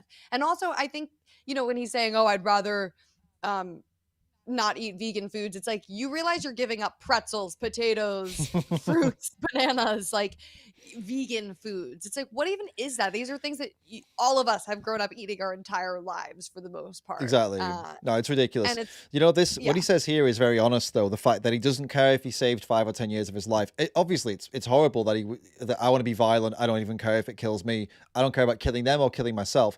Fine. But most people will make this point of like, oh, it's about my health. But they believe the same. But people know that eating processed sugar and lots of other things, not exercising enough, they know that it shaves time off their life, but they don't care. They don't care. They Right. sit on Netflix eating buckets and buckets of ice cream. Vegans too, by the way. Vegan ice cream, knowing that it's shaving minutes and hours and months and whatever. Ultimately, I don't believe really many people in the world give that much of a crap about their health. And this guy's, No. to his credit, he's a horrible person, but at least he's speaking the truth to that and not trying to make some nonsense up like, oh, I really care about my health. No, you don't. No, he doesn't. No. Right. But a Clearly. shame about the, nice that he's honest, but a shame about the violence, right, to animals off the back of it, right? So silly. Exactly. Oh, we've done that one pretty much. This is an interesting one. Do you Yeah. want to hear this one? And one other, yeah.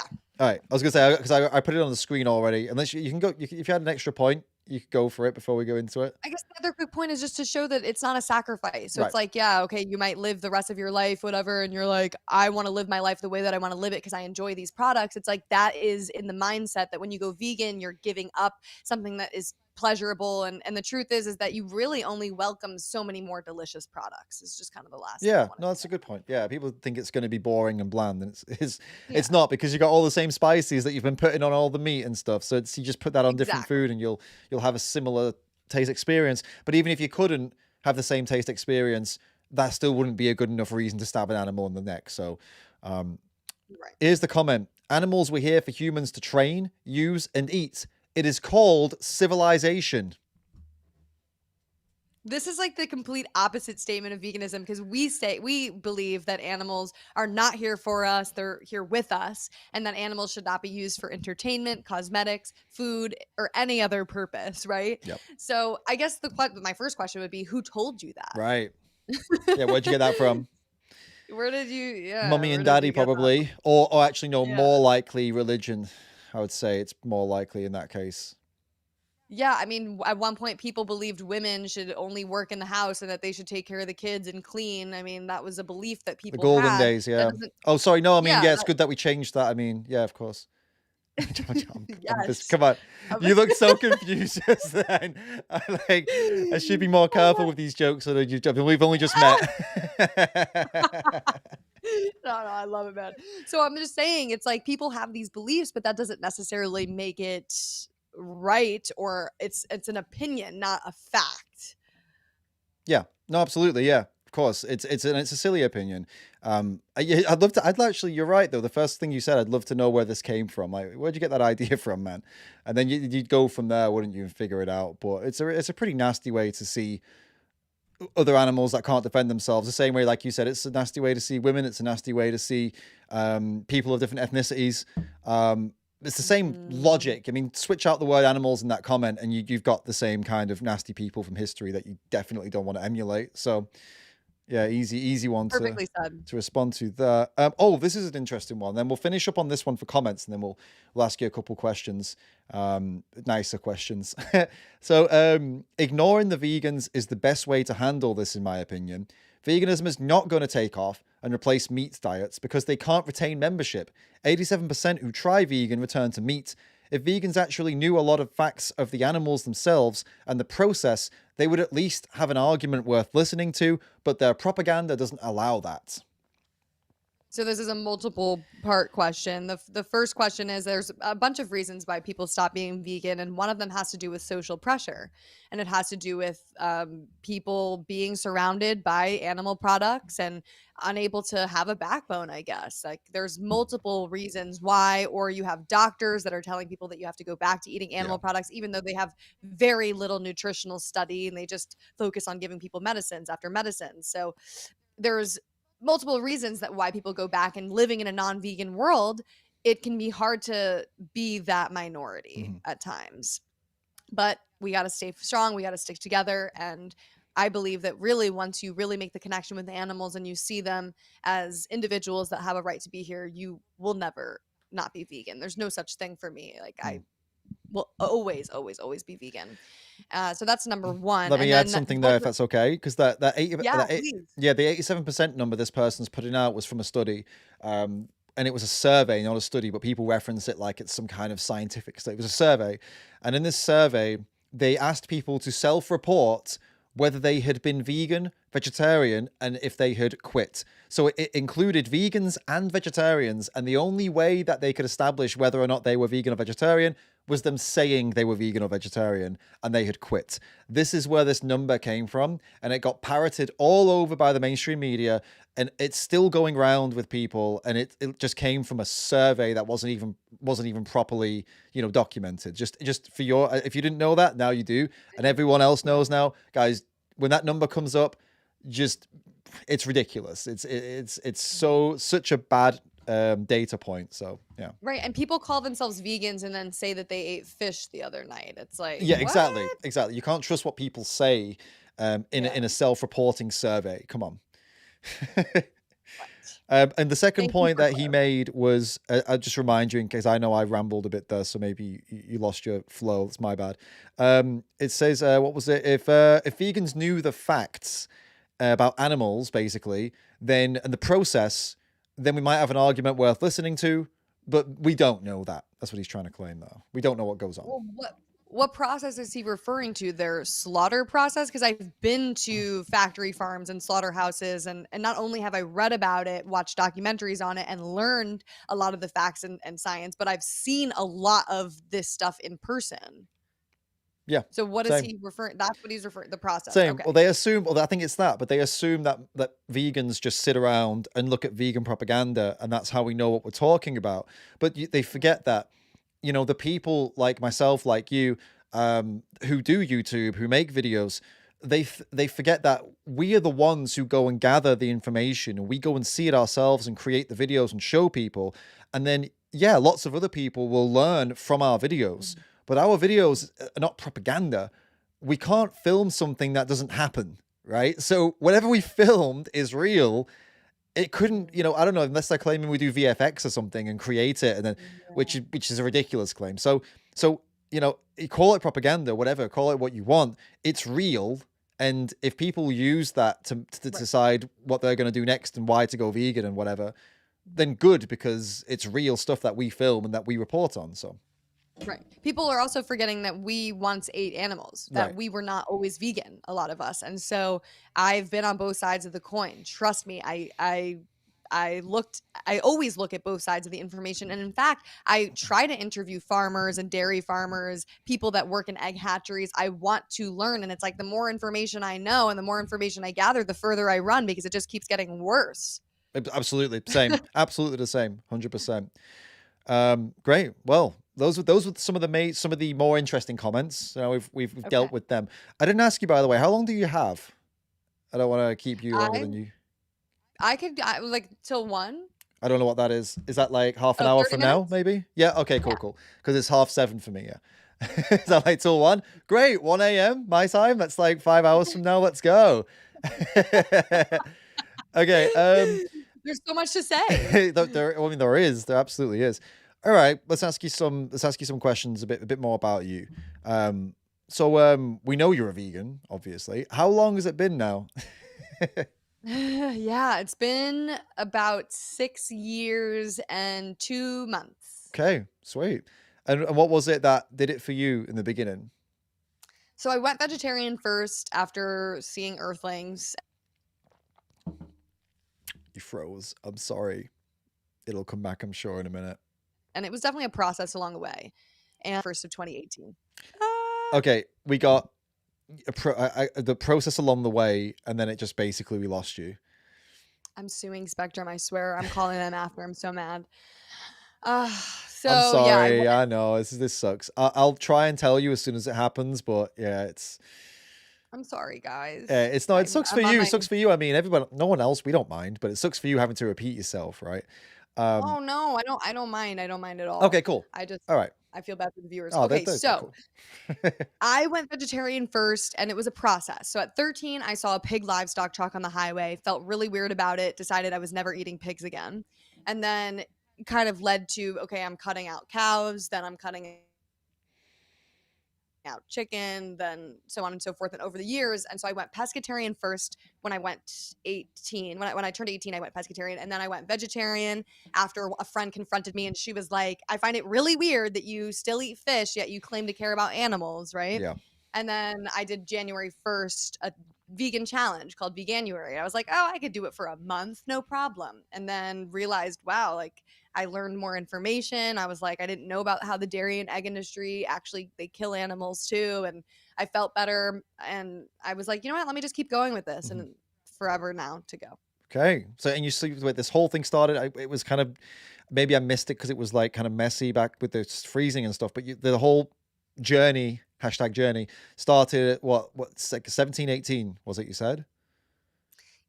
It started when I was 13. 13 is Okay. when I like sort of started getting curious about it, because I grew up in New York City. I really never saw farmed animals Right. and never got a chance to connect with them. The only time I saw them was when they were on my plate, so there was a big disconnect there. Okay. Interesting. Interesting. And then, but then you actually started making the changes at around 17, 18. Yeah. Okay. Yep. And how was doing that like back then? Because I mean that's quite young, right? And so I always find it interesting when people such as yourself that make the decisions, at a younger age. How Mm, how was that? Like, how are your friends dealing with that? How was the kind of situation when you started to, mhm. make changes? Well, I'm lucky that my family was very supportive of it. However, the people and kids in school, whenever we would go out, it was just always kind of like a topic of conversation, and I didn't fully know how to explain it. Right. So especially at like 13, 14, it's like all you want to do is fit in and be Yeah. liked and have friends, right? So that was kind of the tricky part of why I think I wavered a little bit and went back and forth. Whereas once I turned 17 or like 18, that was when I was like, okay, I can't do this Right. anymore. Like I saw the slaughter footage, I was just horrified by it, and I would get angry at people for even asking me about it. But I don't think I wasn't an activist Hmm. until I would say 6 months after I did the challenge. Okay. Okay. Interesting.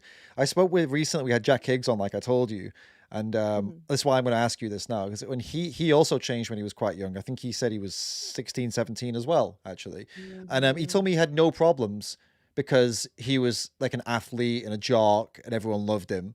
So I was quite envious of that. Is that the case for you? Were you one of the popular kids? I wasn't an athlete or a jock per se, Okay. but I was definitely well liked. I had a lot of Okay. friends, and Nice. I I think part of the reason for that is because I was always go with the flow. Like I was kind of like class clown, cracking jokes, like never really got political about things, always smooth things Right. over. So the transition of when I went vegan, people were like kind of confused as to who I was Right. anymore. Interesting. So yeah, I guess they got a bit of a shock that you can actually stand up for something when you want to, Yeah. just usually just don't feel like it, basically, kind of thing. Yeah, I think my dad always says he was arguing with me since I was like 2 Oh, years okay. old. Like Right.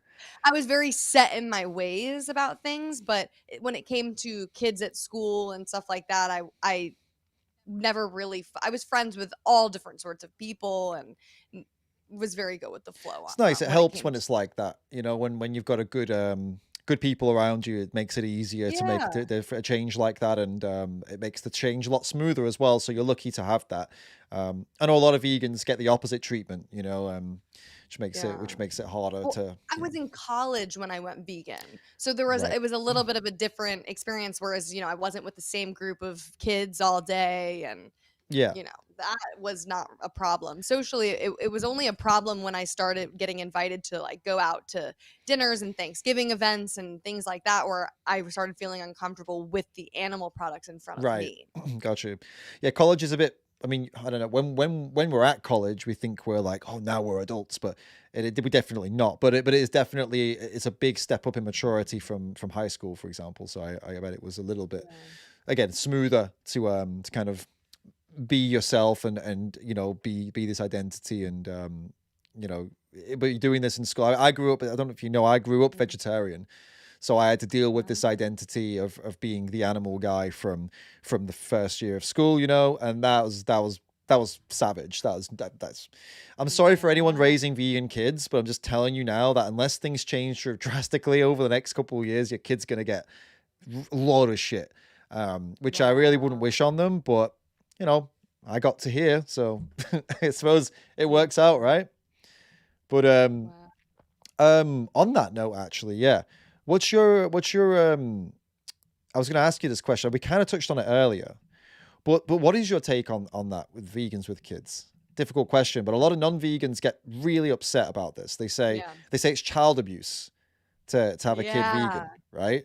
Yeah, they say that often, and I would think child abuse is forcing products down their throats that we know lead to heart Mm, disease, higher cholesterol, cancers. Like, why not give them the choice when they're older as opposed to just forcing these products down their throats now? Like, they mm, can always choose to then eat them. Ultimately, I think it's about educating them. So, eventually, one day, when or if I have kids, I would want them to be very aware mm. of where the products come from and hopefully instill these values of being kind to others. And I mean, ultimately, if they then choose to eat animals, like, what am I going to do? Right. I'm like, well, I put you into this world. I could take you out, Yeah. but I think ultimately, like, we can provide them with all the information possible, and what they choose to do when they're older, there's not so much I can do. But as a Mm, child, I do think it's important. Children don't want to hurt animals. They love animals. All their storybooks and TV shows are with farmed animals. right. And so I think that it's really important to show them values of kindness and information as opposed to shoving animal products down their throats. Totally, yeah. I mean, people talk about vegans forcing their views on their kids, right? And that's funny because that is the definition of being a parent, is forcing your views on your kids. If you're not forcing your Mm, views on your kids, you're not doing parenting well, because then you're not parenting at all. If you just let them do what they want whenever they want and you don't teach them anything, then you're a bad parent. So you have to force something on them. Like brush your teeth, you're forcing it on them. Wash your face, you're forcing it on them. You know what I mean? So food, you are forcing the food on them. Which food are you going to force on them? Are you going to force them to eat meat and dairy and eggs, or are you going to force them to eat plant-based food? Because either way, it's all forceful, guys. You're the one who pays the bills. You're the one who buys the food. They have to do as you say, and that's it. As long as it's healthy, exactly. it's a good thing. And plant-based diet is healthy. So, well, if it's done properly, of course. There are these examples, like you said earlier, of people who morons who neglect their children, right? Absolutely. Plant-based or not, there are plant-based people who do that, but actually mostly it's meat-based people who do that, animal-based people who abuse their kids a lot more than vegan parents. So, these people, they're disgusting, all of them, right? So that's a whole separate thing. Perfectly said. Yeah, and you can make your kids lunchbox where it has delicious food so that all the kids are like, "Wait, I want that. That looks so good." Exactly. I remember growing up I had a really good friend who was vegetarian, and always like her lunches, she had noodles and awesome little her mom would cut up these like fruits and Nice. make everything look colorful and cool. I was like, "I want her lunch." Yeah. Exactly. Another thing, this is another spicy topic that a lot of non-vegans get kick off about. They get angry for it's kind of the same vibe, actually. This is kind of ironic, actually, that it's the same vibe. So they get really upset when we compare humans to animals, right? But they get angry equally about vegan kids and vegan dogs, which is very interesting because the arguments they use for both is that it's child abuse or it's animal abuse. Why? Because Right. they're equally defenseless and they have to do as you say. So, and that's the argument we make when we say, hey, Right. you wouldn't do it to a kid, so don't do it to an animal. They're equally defenseless, right? But anyway, they use our argument here and they say, yeah, it's animal abuse to feed a dog a plant-based diet. Vegans are abusing their animals. Have you heard that one before? Yeah, of course. It's a very common one. And I think we just got to look at, again, the science and the data. There's science and data that shows that vegan dogs live longer. Anybody that looks into the pet food industry can see how much crap is in there. I mean, Mm, these dogs are suffering from the same diseases humans are: cancer, right. diabetes, heart disease. My dog has heart disease now. Oh, My family's dog. They do not feed her a vegan diet. She doesn't live with me. But it's horrible to see. yeah. So, again, dogs are omnivores, very different from wolves at this point. Yep. And if you were to put a little, Maltese dog out in the wild, you can almost guarantee she would not be able to kill a cow, eat the cow, cook the cow. And so I think people just need to, again, look into the science. They need to realize that a nutritionally adequate diet for any animal is not abusing them if it's nutritionally adequate, which for dogs, it exists. The company that I've just started working with called OmniPet, they do plant-based dog food. It's entirely vegan formula. And yeah, it's vet approved. They've made it with vets. So would you think the vets are animal abusers? I mean, yeah, some of Right. them are, to be fair. I mean, some of them do work on farms and stuff, to be fair. But these guys are vegan vets, and they are vets because they love animals, and they're vegan because they love animals. So I mean, you've got to trust these guys. Surely, why would they put their name on something and formulate something that's going to kill a dog?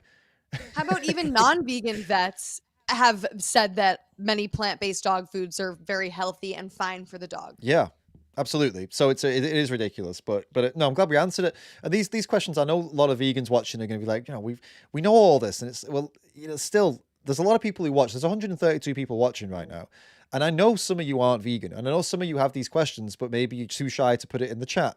This is why we got to do this. So we're going to make sure Yeah, we're addressing all this, right? we're here for you guys. Like, use me as a resource. I swear, we were at the place that you're at one point too. For sure. I questioned all of these things, and then I just looked further into it. No, absolutely. It all starts with one question, doesn't it? And then it becomes more questions and more. Here's one for you. This is a definitely an interesting one. I'm curious to know how you're going to answer this actually, but this is more of a personal attack I bet you get in your comments. I'm sure. So many of your videos, you are out in the streets, right? As people, we've kind of alluded to, you have a new podcast, but you also do street interviews on Jamie's Corner, right? So you get out and you also do podcasts there. You got two podcasts now, right? You got the Peter one, Jamie's Corner, and then your own interviews with the public and stuff as well, right? Yeah. Great. So when you're out interviewing people in the public, I got to say, you get up in people's faces, right? You're loud. You're very, like very energetic. The microphone's out, the camera's there, big energy. Some people would say, and I'm sure some people have said, that you're quite pushy and forceful, and that you're making people listen to you, and you're getting in their face. What do you think about that? I don't think people would talk to me on camera if they didn't want to. And I have plenty of people that say, no, I don't want to be interviewed. So anybody that I interview, I always get their name and ask if I have permission to use it for my social media. And they like it. And actually, I think that energy is what draws people in. Like I will go up to people and I usually start with an open question. Like the other day, I'm making a new video and it's about my friend who's facing 20 years in prison for rescuing a duck. And I would go up to people and I had a sign of a picture of my friend Zoe and it was with her and her ankle monitor. And I said, can you guess why my friend is facing 20 years in prison? And people were coming over and they were like, what? They're like, she's facing 20 years in prison. What'd she do? So it started this conversation. And I usually try to like start off kind of broad and just make friends with people. I really enjoy learning about them and their background and the experiences they've had. And I enjoy these conversations a lot. And by the end of it, I mean, yeah, there's some people that it turns a little contentious, but Yeah, sure. but for the most part, it's really I enjoy doing it. And I really, for those of you guys listening, I really recommend finding something that you enjoy when it comes to activism, because then you'll be able to sustain it in the long run. Yeah, no, that is a really good piece of advice. Every time I get asked that, oh, David, what do you think? It's such a common question when vegans ask this, or like giving a talk, and it usually comes up. What do you think is the most effective form of activism, right?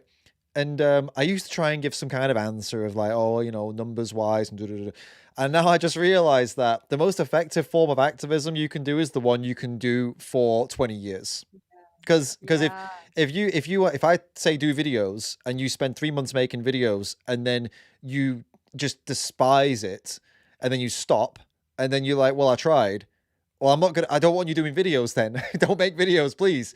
Right? You've got to figure out, like you just said, what makes you tick? What do you enjoy doing? That could be working behind the scenes for someone like you, making thumbnails. You could be an editor or a writer, ghostwriter, writing some ideas and stuff. Could be something that's way out of the camera. It could be something that's in front of the camera. It could be something in public. It just varies from person to person. Absolutely. And I think it needs to be something that is unique to you. So, like, I wanted to bring myself and my personality to this because it came to a point where many years ago, when I first became an activist, I was like really angry and it was just very tiring. I would cry all the time. I would yell at people, and it just wasn't something I could sustain forever. I was burning out, to be honest with you. So, now that I've found this Jamie's Corner channel that I have going on, I was like, wait, I could just be myself and speak up for the animals. And while we're on this, Jamie's Corner, actually, it's something I wanted to ask you about.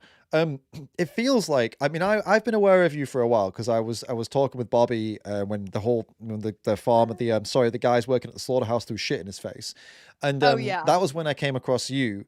And that was some years back, and at that point, you were doing the vigils, and you just started also doing the lingerie stuff, and Yeah. then all of a sudden, it just seemed like you just were everywhere at once, right? Out of Really? nowhere, it felt like to me, just explosion of just like, online work. So like, talk me through that. Like, how did Jamie's Corner start, and how did you get involved with Peter, and how did emails Yeah. from Piers Morgan start landing in your inbox? Like, it just seemed to all happen in a space of like 5 months or something. Yeah, I really tried out every form of activism, and I still do go to slaughterhouse vigils because I like to document the conditions and show people where these products are coming from, and I try to rescue animals as well where I can. Hmm. And so I still do a bunch of different forms. But at the time, right after college, I started working for a film company called Cave Light Films, Ah, and we okay. made 6 short documentaries together that told stories of things that were happening in the animal rights movement. And our films have over 100 million views. They ended up on Now This, which is like, I saw Vice, this Now one. Yeah, I This. know the one you're referring to. Yeah.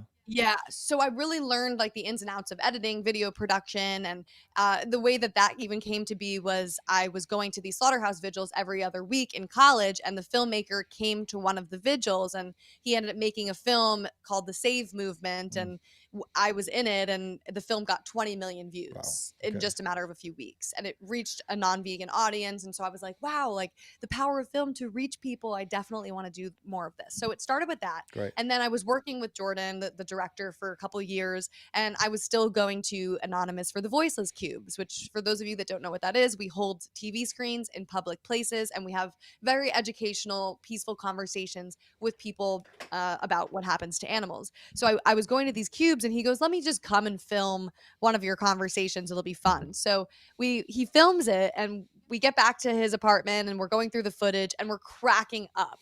Like, it's so funny, and I think it's just because like I'm so weird and goofy, and then it's like the awkwardness of like the conversations and the facial expressions and things that go on, and I didn't even realize until watching it back just that there's some sort of humor in this, Hmm. and there's nothing funny about what's happening to the animals, but I wanted to find a new way to reach people that might not make them cry all the time, right? Like, as vegans, we're exposed to so much suffering all Hmm. the time. So I wanted to create a platform that would allow people to watch this stuff, but also be entertained and learn new information. Right. So we edited a video together, and then we started thinking, wait, there is something kind of here. This is kind of fun. And then we just kept going. And I think it took me 6 months to even release the first one because I was nervous. I didn't Right. want people to get mad at me for like goofing around, because it's not funny. I agree. Nothing is funny about what's happening to the animals, but I was kind of making fun of myself, I feel like, Right. which that to me is hilarious. Like, I'm a total weirdo. So I was like, let's put these out. So we started putting them out, and it got an overwhelmingly positive response. And then I just kind of kept up with it. And that's kind of how that formed. And then along the way, I started my podcast started back in college. I changed the name 3 times. First, it Right. was Under the Vegfluence, which was like me. I would drink and then I would talk about this shit, which is so bad. I know. Okay. Like, I deleted a lot of those videos. And then it became Drop the Knife, which like the cover photo was like me, and then it was like a knife, and then you saw an animal's eye in the knife. It was like Okay. very intense, and that was not going to reach non-vegans. And then now it's Jamie's Corner, and I basically just interview people, activists, doctors, yoga teachers in the movement to talk about veganism Okay. in various aspects. Cool. And then PETA came along because I've done a ton of disruptions with them, and Great. they wanted to add something to their own brand that was fun and entertaining, but also get the information across. And so that's how the Just So You Know podcast was born. Cool. Yeah, I can see what you're saying, because you're right. It is a really tough balance to balance how you are and how you speak, and the humor you bring to it with the severity of it, for sure. And I can see why it works, and I can see why Peter would want that in a podcast, because Peter is not necessarily known for getting that balance right. So I think with you, you do get the balance Mm. right, and that's no shade on Peter, by the way. I'm pro Peter. I do roast them from time to time because I feel like they do get the balance wrong, but then so do I. So it's fine. They could roast me back if they want. But no, I can see that. I can really see that, and big congrats to you for for getting all this established, and you're doing a really good job with it so far for sure. Thank you. Yeah, Yeah, and really, guys, we need all of your voices speaking up on this. Like, I'm just a normal person that cares about animals, and just put a camera on things and get the message out there, because right now the internet is such a great way just to reach millions of people with a message in a matter of a few minutes. Just press that button and get videos out, and you'll make mistakes along the way. There's plenty of things that I'm like, damn, I kind of wish I didn't do that. for sure. But For sure, for sure. You see some of your old videos, you'll go back even now. oh, You'll go 5 years from now, you'll look back at the videos that you thought were bangers now, and you'll go, oh, ugh, it happens. Don't worry. like I don't know her. Yeah, like that's crazy how different things were, or Yeah.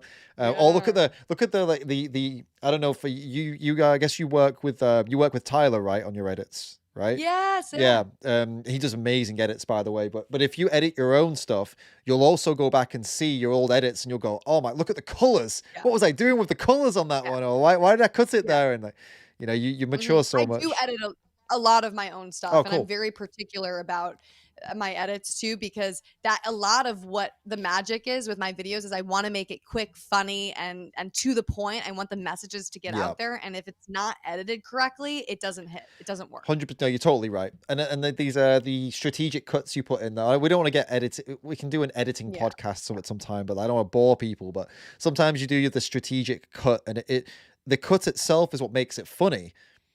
Exactly. Right? Exactly. The Exactly. punch in, because what you're saying or what's happened is kind of funny, but it's like hilarious when it cuts. So it's Yeah, oh, for sure. yeah, yeah, I mean, yeah, there's always funny stuff that happens on the street. That's why I love New York, because it's like there's never a dull moment, and I'm like, I can't wait for people to see what just happened to me. yeah. I can You tell you. can't make Hmm? you can't make this shit up. Yeah. Well, I can tell you actually that we recently I've not announced this yet, and I guess I can kind of softly announce it now. There's a chance potentially that we may be heading over to the States for some reasons that we need to sort out, some stuff, and New York may be one of the places. So maybe we can sort something out. We can go and experience some of these insane people, and they can see how they deal with the Brit. Oh, yes, let's do it. That's gonna be so epic. Yeah. I can't wait to throw you out there with the This is sharks. what, yeah, I feel like we're gonna need a local like you to guide us with the Yeah, people, and no, don't talk to that person. That's not somebody you want to get on a microphone in front of. They may those are usually the people they I go for, Oh though. right, okay, well yeah. I'm just worried that someone's gonna shoot me, to be totally honest with you. Like I've never really Yeah, been to a country where anybody you bump into could have a gun. It's kind of it scary. happens. New York isn't as bad. New York is mostly the woke liberals like myself. Oh, is it? Okay. But they don't have guns now? No, I don't think I've never seen a person in New York with a gun. Is that true? I've seen people with knives. I've been mugged twice, Oh my but God, really? I haven't been Twice. held at gunpoint yet. Oh well, I So mean, you should yeah, be okay, well, fine. that's fine then. Sure. God, you're not making me want to come to America. I've been so scared. People know I've said this before on stream. America terrifies me. It really does. No, I've got to be don't. honest. No, you'll love New York. I promise you, some of the best vegan restaurants. It's an experience. We'll see. We'll see. The first thing I'm going to do when I get there is buy a taser. It's like, that way. I have two, so So, I can give you one. oh my God, it's crazy that you actually have them. Do you carry them with you when you go out and about? Yeah, well, pepper spray, taser. I don't have a knife because I don't think I would be able to knife someone necessarily, but it's just for like extra See, I was precautions. kind of joking about the taser, but now I feel like I actually will get one if you actually walk around with one. That is, I haven't had to use it yet. Yeah. man. Okay, well, we'll pick up a taser when we get there. Yeah, you can drop one off for us. Cheers.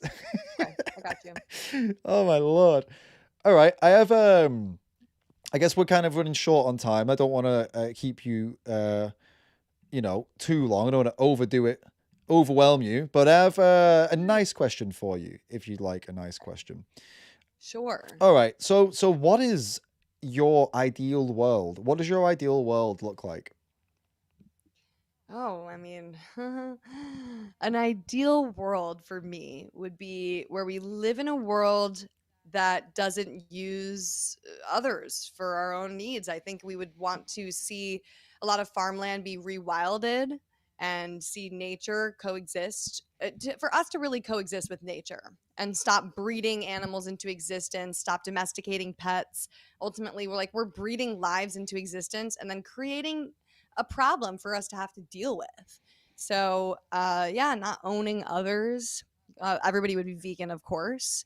And I think when everybody's vegan, it's like you reach a point where you love and respect all living beings, even if they're more vulnerable, even if they're a different species than you. So then I feel like we could surely learn to love each other and respect each other more. Hmm. And yeah, I think, there needs to be social order in the world, of course, so that we don't, all just kind of, it's not a free for Yeah. all. But yeah, I think that there's a lot of issues in the world, like the prison system and death row and other things that I'm very strongly against that I would want to speak up about. But being vegan is just like, 3 times a day with our dollars, we can vote against animal cruelty Hmm. and then use our voices to fix and speak up about a lot of other things. It's a good answer. And then a follow up to that, not an easy Yeah. question. In that ideal world, what would you do with the people who still refuse to be a part of it? Huh. What would I do with them? Well, what are the What do you options? Could it suggest? be multiple What do you choice? suggest we do with people who, in this ideal world that we've created, still won't get on board? I think we feed them cultivated meat. Ah, And interesting. in an ideal world, we would be innovative and we would be able to eat really whatever we want, have no change, except it wouldn't come from slaughtered animals. Got you. Got you. Yeah, I think that's fair. I've never met somebody who says something that they seem to think, people seem to think vegans want to throw them in jail at some point. And it's a really interesting, like, the vegans, we're not pacifists necessarily, but our whole shtick is that we're trying to create a better world. And if that better world means throwing people in jail, then it's, well, I mean, that doesn't make much sense, does it? We'd much rather reach out across the aisle to these people and find solutions that work, as opposed to Yeah. just, resorting to violence or incarceration, which is just, it's not on the vegan agenda, is it? Right. No, we're just trying to add years to your life, make you feel better, and give you yummy food to eat. Yeah, I'm just convince you to stop stabbing animals, which Yeah. shouldn't be a tough order, really. It shouldn't really be that No. difficult, but Ugh. we just done a 2-hour podcast on it, so clearly it is difficult. um right, let's run through a couple of questions from people that have sent through. We missed a couple of, well, had a couple of super chats and stuff. So I'll read these out. Okay. And guys, if you have any burning questions that you want to ask, you can put them in the live chat. Okay, we'll do a couple minutes now, and make sure to at me so it comes up. But if you want to guarantee that Jamie answers it or that I answer it, you got to do the pinned comment, or you got to do the super chat. Okay, because I'm always going to prioritize those. So Cool. they know the score. It's okay. You know how it is, guys. Come on. Okay, so Mark J super chatted. Thank you so much, mate. He said, "Wow, lovely to see this morning. A beautiful vegan woman should melt some unempathetic carnivore hearts." Oh, that's so nice. Usually I'm called weak, fragile, very unhealthy. So thank you. He makes a good point. I mean, because most of these carnivore people are dudes who are all like, yeah, I'm very masculine. Rah. So I mean, if anyone's going to get through to them, it's more likely, I suppose, to be a woman going in from a different angle, right? Rather than men. Men lock horns, and it's a clash. Right. So I suppose, yeah, there's Yeah. something to be said for that, for sure. I will say that when I go up to people on the street, they're not afraid of me by Right. any means. If anything, they're just like, okay, she's really annoying. But Right. they're not like really, yeah. They're not like getting my taser out, Right. Not yet, anyway. Yeah. Oh no. Cool. Only when I hit him with the vegan Then facts. the Then they're like, taser's out. Yeah. Exactly. The pepper spray, which is vegan, actually, pepper spray. So, at least you could yeah, point that out. Hey, look, you see, you're already using something vegan. Okay. right. We got a tip, DJ Lernal. Thank you for the tip. I have no question. By the way, keep up the good work, guys. Oh, thank Legend. you. Thank you, DJ Lernal. BB Diabru super chatted $5 with no comment. Thank you. Thank you for the super chat. Appreciate it. Yordi became a member of the channel legend. Thank you, mate. Welcome. Welcome back. I think you've been a member before, Yordi, right? Welcome back. And Mark sent another super chat and said, humans are not true carnivores. A child would rather have a cow as a pet than a dead cow on his or her plate. Steak or fruit, a child prefers fruit. Totally. Thank you for saying that. And yeah, it just goes back to what we were saying before about how all their shows and books are all about animals and them living harmoniously together. Yeah. We want to love, not kill. But occasionally though, the shows showed the Peppa Pig eating bacon. Did you see that one? That was nasty. Oh. Yeah, they had Peppa Pig eating bacon in an episode or something. That's so. I hope somebody gets fired from that show. What kind of writer? Ugh. Yeah. Okay. Question here from Simon Naylor, who says, Valentine's Day question: what's both of your ideas of a perfect vegan date? Ooh, there's so many. Okay, well, I think that there's so many options that you could do, but what I've done for the past couple years on Valentine's Day is I've gone to one of my favorite restaurants in New York, and they have a prefix menu, and it's just amazing and so delicious. So that's one option, is to just go to a really nice dinner and enjoy. Another option is to I just did this last night and I love it. It's like an activity and then dinner. We went to a yoga class and then went to dinner after, and it was like just such a nice pair together.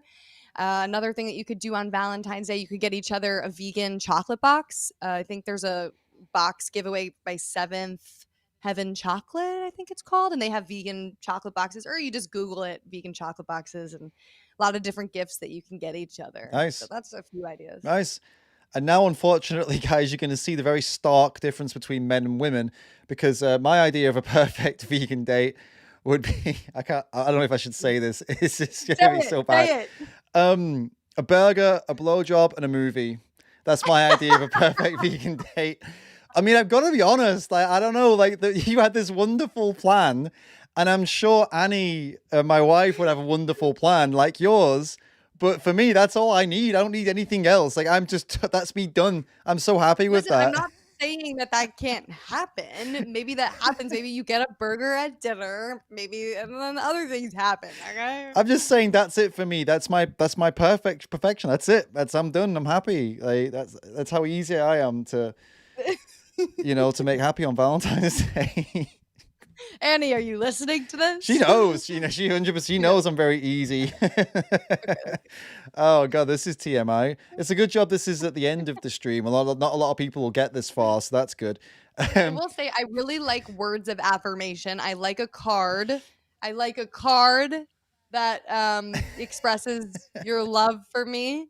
And just kind of like this, it's the sentiment that counts, not necessarily the amount of money you spend on a gift. Or Sure. Couples massage is really nice too. Oh my gosh. Yeah, for sure. All those things. Yeah, I'll say I agree. They all sound great. And we got a tip, one more tip here, and then we'll finish here, because I realized we've gone over the time. That's my bad. No worries. JP and Julia, people are coming out in droves right now. JP and Julia, thank you for the tip.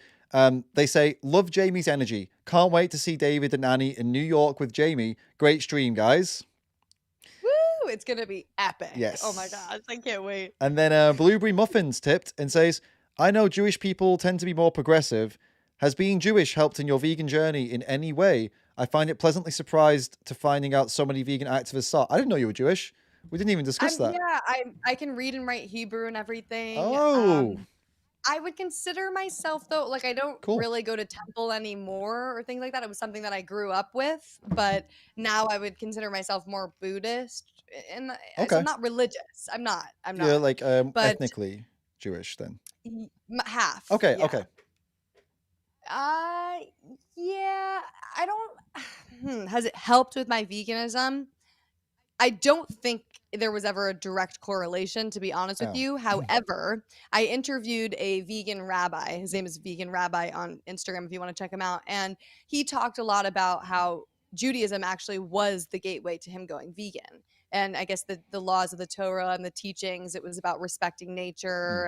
And there's, a lot of laws, kosher laws that they have to better the treatment of the animals. So it kind of gets you thinking. Like, you also can't have milk and meat because the idea behind it is that you don't want to take the cow's dead body and then put a gift from her, like the cheese, over the body. It's like disrespectful. So there's certain things within there that could get you thinking. For me, no, it wasn't. Okay. And that's why I practice yoga, and like I'm more in tune with Buddhism now. Fair enough. Fair enough. And then one more question, I guess, before we go. What are your views on the conflict in the... I'm joking. We're not doing that. Oh It's my a joke. God. I'm joking. We're not doing it. Thank you, everybody, for tuning in. I hope you all enjoyed I this love all stream. humans. I'm sorry. I don't want anybody hurt. We're not doing it. Thank you for tuning in, guys. Thank you, Jamie, for coming on and putting up with me, because I know I've made it a little tricky for you at times. You did a great job. You answered the questions really well, and I'm sure there's gonna be a lot of nice clips from this that we can use to reach people with, which would be really good. Is there anything you'd like to say before we close? Actually, plug yourself, please. Plug yourself and then say something to close off, like a nice closing comment. Yeah. Well, first of all, thank you so much for having me. And it's really an honor to know you. You are somebody that I always looked up to. So thank you. And thank you for everybody for listening. My plugs, you can follow me at It's Jamie's Corner, ITS, Jamie's Corner. And please message me. I would love to hear from you all. And my website is itsjamiescorner.com. And then please check out my new podcast. It's called Just So You Know. You can listen to it on any podcast streaming service such as Spotify, Apple Podcasts. It's on YouTube, Just So You Know podcast. And we are really covering these topics in depth, and hopefully you have fun listening. So thank you. All links will be down below. We have one more thing that you don't need to respond because we are closing off, but just as someone super chatted to tell you this, thank you, Lee. Jamie, it would be great if you could call out Tommy Lauren for a debate because you didn't have a chance on Piers' show. And I think that's a pretty good suggestion. That is a really good idea. I need to get on that. And you guys, I'm going to do my own reaction video to it soon as well. Get her on your podcast. Thank you. I'm going to reach out to her. Good idea. Great idea, Lee, mate. Yeah. Well done, man. Thank you, everybody. And I will see you in the next one. Yay. Thanks so much, guys. Bye, David.